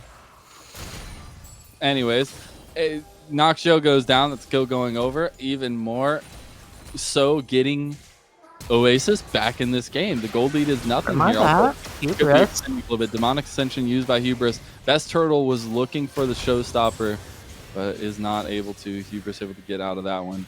And a lot of action, but nothing really coming of it after the initial bit. And honestly, I kind of expected more from Soulbound Mirage there, I feel, Lemons, because it's like, it was 2 versus 1 against that Vayne. You were able to force out a lot from her, and after you see that teleport, maybe back there. I understand the thirst from Noxus Joe. You want to keep putting this Vayne behind, because burying a Vayne in the ground means she's going to be useless for a long time. Like, she really needs 2-ish items before she comes online in terms of damage, but you still don't have defensive itemization then, which can make you very easy to pick out. So, still, I mean, you give up another kill on the Sash. You're now 1, 3, and 5. Having those 3 deaths when you're supposedly winning this bot lane super hard, you're got 3 kills on your Pantheon. Like, I don't know. I just feel like I expect a little bit more. Noxus Joe getting a little bit thirsty there. Maybe there's a little bit of Game 5 nerves just coming into effect here, Lemons. Or tiredness. You have to remember, this series started at 7 p.m. EST. It is now 11, 12 p.m. EST. It's been over 4 hours of just pure League of Legends for these teams, with maybe about 5 minutes of break between each game. And I don't know, maybe it's finally adding. Either way, though, very even in this game number 5. Despite Soulbound Mirage, they did climb to an early lead in terms of kills, in terms of gold to a certain degree, and that dragon. But it just fed a little bit of gold back, and I don't like to see that. Scouting Ground, he is hovering towards his bot side, towards that as best. He is also hovering around the spot side, so we could maybe see 3 versus 3 in the spot lane. I don't think it's going to happen, since both the junglers did spot each other out. And press D-Boy, good lord, that is a lot of damage onto this Gangplank. Yeah, he's just not having a good time right now. His Cole's getting closer, but the Hextech GLP is already completed for Hubris. He's going to be feeling really good with that one completed. And he's just going to have a lot of dominance in this top side. You already see, oh my god, damage coming down. He's about to take the tower too. He does not have TP, so the Dragon going to go over, and they're going to go up 2-0 in terms of Dragons. Now, we do get the Ocean Soul on the rip, so this is big. This is going to be a huge difference maker for both teams going in the long run of this game. Yeah, because, I mean, look at Soulbound Mirage's composition here. They are so heavily focused on the burst here. Sure, Nox Joe, he does have DPS on this Ashe, but since you do typically go Blade of the Rune King into Runons, you're not exactly the biggest tank melter, and if you have to contend with an Ocean Dragon, especially if it's on Scouting Ground, especially if it's on Hubris, well, kind of exacerbates this slight TPS problem for this Ashe even more, but also, if you're looking at the side of Oasis Revenant, I mean, they have a decent amount of burst too with his here. Never mind that. Scouting Ground looking for a kill. And he's going to be able to pick up a Prestige Boy, and I don't know, man. Maybe that 4.5 hours, 5 hours is starting to really kick in for Soulbound here. They seemingly, I mean, so my thought process here is you get smashed in game 1. You are mentally drained after that. You have to pull it back together. You have to get through game 2 and 3. You do so. You use a lot of that mental strength, that mental fortitude to get through games 2 and 3, where you dominated, honestly. You smashed in game 2 and 3. And then now we're getting to the ends and pieces of this, and we're starting to see some issues. Yeah, the Showstopper came through, but it didn't work out as Scouting Ground's getting very low. The damage isn't going to be deflected by Havoc, and Demonic Ascension's going to rain here. And Hubris looking for more. He's going to look at Best Turtle, who fail flashes, not over the wall, and he still goes down. It is completely Oasis Revenant taking advantage of situations. That arrow is going to get the stun, but not going to do much for it. Slayer still pushing this bot side here, as it is Nox Joe who went towards that mid lane, and things falling apart a little bit here. The wheel's starting to get a little shaky. Yeah, like, this has been an action-packed game number 5. It's like, we are at 17 kills, almost 18 minutes in. That's nearly the golden 1 kill to 1 ratio. Like, everybody knows that ratio. Though. This is 100% going to be a late game. Unless unless the kills just start getting ridiculous. But both these teams are set up for later game fights. Yeah, like, you could see, Slayer, he's looking for this, but you have to remember that. I'm so worried for Slayer, bro. This is a Syndra. Okay, she missed one. She used the Power Unleash. Okay, Steel City Warrior. That might be an issue. That might have been an issue. But, hey, Nox Joe just gifted over a kill. This is big, though, for the Vayne. Because Slayer, he was able to win that 1 versus 1. He's able to get that skill check despite being slightly behind. And that is kind of big. Sure, you do trade 1-1. Sure, you are dead, so that means you are unable to CS. You are unable to gain EXP for the next couple of seconds. However, though, when you're behind like this on the Vayne, you will take that, because a Vayne being able to 1 versus 1, well, that is absolutely massive. Turtle is being started up. A lot of posturing from both teams here. This is already down. Best Turtle doesn't want this to go down with 5. Here comes the arrow. It lands onto Paralysis. This is the engagement you need. Havoc comes in, but he's not going to be able to do too much with it. As now the Tempered Fate's going to miss. Demonic Ascension's going to be dragged back into the back of the fight by Best Turtle. Do they want to take the fight? Demonic Ascension is down now. You still have a 1v1 between Scouting Ground and Steel City Warrior. Finally, the team is pulling back to try and fight it. Havoc needs to get out of there. They are pushing them away. Nobody falls. Nobody goes down, but it's still a huge fight. And maybe a continuation here as Scouting Ground is trying to get this blue, but it's going to be stolen away by Steel City Warrior, and things start to calm down a little bit now in the jungle. But looking at mid lane, they are aggressing onto it. They get a little bit of damage down onto it. Now I'm looking at both teams to set up for this dragon. It is the first dragon of the soul. It is the first ocean dragon. It is important. Yes, it's only a little bit of region. It's only that little bit, but think about it. You either let Soulbound go on Soul Point this early in the game with an Ocean Soul. Oh, Slayer. yeah, speaking of, I'm not even going to get to finish my sentence because Slayer's going to get engaged on, but Steel City Warrior comes in, gets the kill, secures it for his teammate, and makes sure the gold goes to the right place. And that is a great pick right before this dragon. It might just mean it's a free throw point. Havoc, though, you have to be careful here. He's going to go in. He feels like he's got to now. Best Turtle in the middle of everything. He's going to get the face breaker. The Enchanted Crystal Arrow is going to miss. Stormbringer down in the middle of the fight. Scouting ground is getting low. Hubris as well. Hubris goes down. That's one. Now can they continue this? The knockback as the Embers divide on 4 members. My God!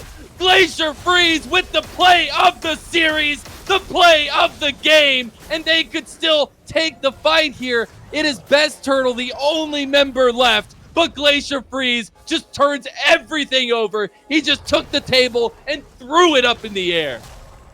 What the hell just happened, Lemons? Because that fight, it went back and forth. Both those teams had a strong contention to win it, but in the end, it is Oasis Revenant who come on top. They're going to be able to secure their first dragon of the game here. They only dropped 2 in exchange for this dragon. Well, 3 if you want to count Slayer at the beginning of that with that pick in the mid lane, but still, though, that is massive because you were fighting 4 versus 5, but you were able to pull out these clutch plays that won you that, like, Hubris. He was so massive, but he did eventually fall in that fight.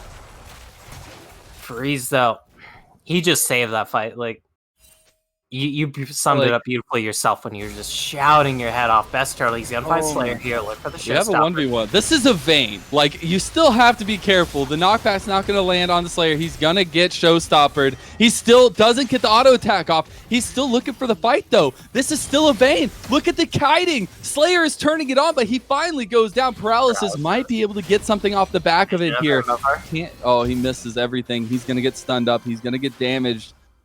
The only other member that's nearby is Glacier, and he is going to come in. Glacier is unstoppable, making plays left and right. First of all, the most crucial play of this entire best-of-5 series in that Shurima Shuffle, and he's going to continue the domination so far on this Azir. He is 6, 2, and 3 on a hyper-scaling mid laner who can start off fights whenever the hell he wants to, can absolutely shred through literally anything. Never mind that. Prestige Boy gonna meet his air nemesis once again. Oh, the TP! The TP! He's gonna get out! Oh, a Prestige Boy with the nice moves. That's a feels bad. A feels bear, man, for scouting ground. Still, though, there's no breathing point in this game number 5 here, Lemons, because I didn't even get to finish that point. Then all of a sudden, there's a little bit of scuffle in that top lane, and okay, doesn't result in anything. It does result in that TPP.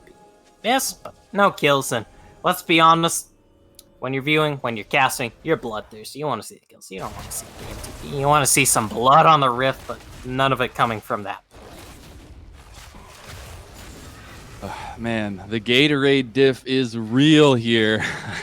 Glacier Freeze. It has been just... if he doesn't get a sponsor off that clip, I don't know what else to do.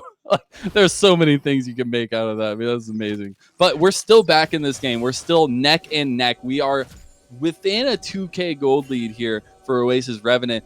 The objectives still close. Another dragon coming up in 2.5 minutes. Baron on the table, but no team wants to commit to anything that isn't the dragon, unless it's 100% a sure possibility. And we are just seeing a bit of a farm state at this point in the game, waiting for that dragon to spawn, waiting for the next fireworks to go off. And I feel like both these teams here, Lemons, have kind of realized, like, the current pace of the game, it's not sustainable. Like, you're going to eventually lose one too many fights if you keep going for these fights, and that is going to result in a loss here. You don't want to be losing here after you go to game number 5 of this series. Like, sure, you technically do have that safety net in the loser's bracket, but to go to game number 5 in winners finals just to lose, that is always such a tilter. And the fact you're going to have to crawl your way back through another best-of-5 series just to have a chance to defeat your enemies once again in another best-of-5 where they have that one-game advantage.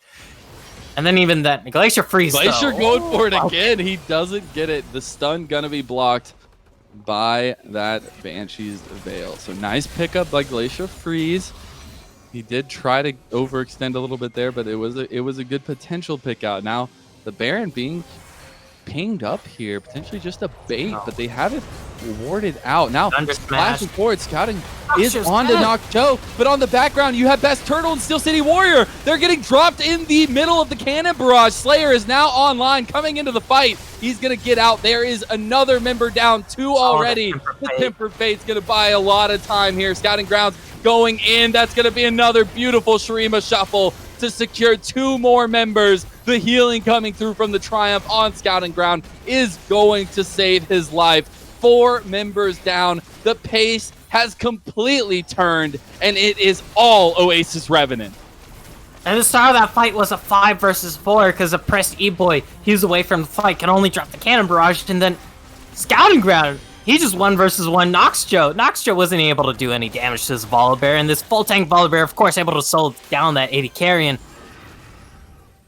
God, we were just seeing so many goddamn plays happening on this Rift Tier Lemons for this game number 5. Like, at the start of the series, both of us were clamoring, like, we want to see why you made it to here. We want to see the hype. We want to see the excitement, and this is exactly why. This is all I could ever ask for. Like, yeah, you're probably going to get some noise complaints after this series, but hey, all is fair in love. My roommates are casters. It'll be fine. It'll be fine. I'm more worried about your neighbors. About my neighbors, I think they'll be all right. But we do have a tied up objective game right now in terms of dragons, 2-2.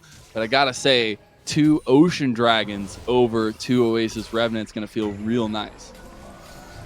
Yes, because you have to remember those dragons, they do stack.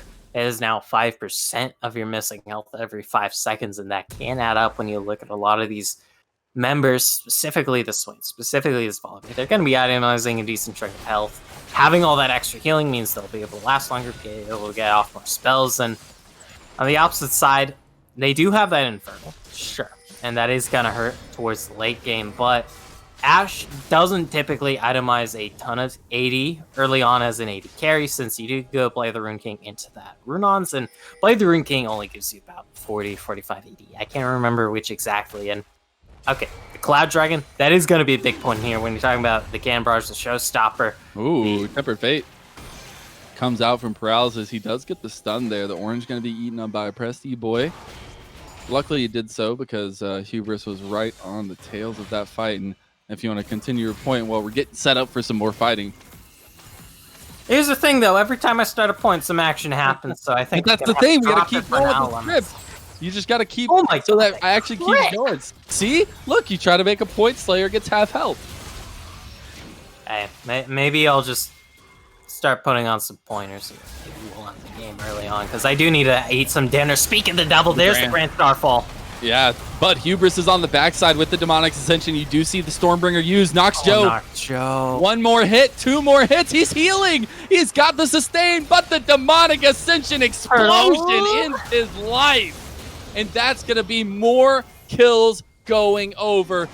4 members fall on the side of Soulbound, and Glacier Freeze almost fall on the other side. They are going for the throat here. Steel City Warrior making the triumphant play to try and reset, to try and get back to base, but he has gone into a death trap, and that is going to be Oasis Revenant going to the grand finals and coming back after getting smashed in game number 2 and 3 to bring us to game number 5 and take it all the way. Holy shit, Lemons. Like, that was a series, to say the least. Like, I could throw out any adjective in the dictionary. I could look up in a thesaurus any sort of simile, any sort of, like, related word, but it wouldn't do justice. Like, this is, they say a picture's worth 1,000 words. Well, we just saw 60 pictures a second in front of us here across an epic series, and I don't know how many words that adds up to, because I don't have the exact times. I don't have the exact frame rate here, but what I do know is that it is a hell of a lot of words here to describe what it was a hell of a series. All I gotta say, Oasis Revenant started at the bottom, now we're here. Because damn did you make a climb, and you have arrived at the ultimate game in this tournament. You are in the grand finals. You have secured yourself a free win in that series as well. And honestly, I really want to see Soulbound make the run. I want to see them go down to losers. I want to see them pull out that game, that best of 5, and I want to see them right back in the grand finals. I want another best of 5 just like this. Thing is, so that's going to be at least another 2 weeks out because we have the losers finals next week here, Lemons, to really decide who the hell goes to the grand finals here, because this entire Risen Divine Leagues playoffs, it has been hype as hell, to say the least. Like, I am so happy that Joe contacted me, you, and Mowgli to just handle this broadcast here for the entirety of the season, because it's let us see the progress of this team, of all these teams so far. And yeah, I mean, especially during playoffs, like everything's on the line here. You want to get that title. You want to enter that Hall of Fame on the Risen Esports Discord. Like the first season. Like, you laugh your lemons, but the flex potential is real. Like, everybody wants a title here, and Risen Divine Leagues, it is a title. It is a hell of a title. So, and what I love is the best teams in the tournament fell to these two. And I'm honestly, feels bad. Serenity, Black Mamba, I'm happy because we got just one of the most crazy best of 5s I've cast in so long. And it was an absolute pleasure to do so alongside you, Go Frino. If you had to give any semblance of a trophy here to anybody on the side of Oasis, who do you give it to? It's such a hard decision. I just really don't know. They're all so good. I don't know. That four man. Honestly, what sold it? I know I got to yell, and that was a lot of fun. But Glacier Freeze with that 4-man ulti literally turned the pace of the game, turned the entire game around for Game 5. I have to give it to him. Yeah. And some quick facts here before we do have to end this broadcast here. Our lovely Meow Meow producer, send him some catnip, send him some nice toys. Mowgli did confirm that if a picture is worth 1,000 words, well, this series is worth 972 million words. Like, that is a metric statistics, to put it blunt. It is a lot of words. But yeah, it's been an absolute pleasure. I just want to say thank you to everybody for sticking around here for so long. It was so much fun. I had a blast here, if you couldn't tell on the desk, but it just makes me that much more excited for the rest of the tournament. We have big games coming up. We have a lot on the line. And Soulbound, I'm looking at you to come back and show us why you need to make it. You showed us why you need to make it back to the grand finals here today. So we'll hopefully see them. But to the victorious, we get to see Oasis Revenant just keep flexing, and they're going to move on to the grand finals. Feels good to them. So congratulations on the win. It was a long, grueling task, but you did it, boys. So good stuff. But again, Go Frino, thank you. And another quick shout out here to Mowgli, the best cat in the world. Thank you so much, mon ami. And we're going to have to send it away here, folks. So go find something else to do. Go find some League of Legends to watch. And we'll see you next time on Summoner's Rift.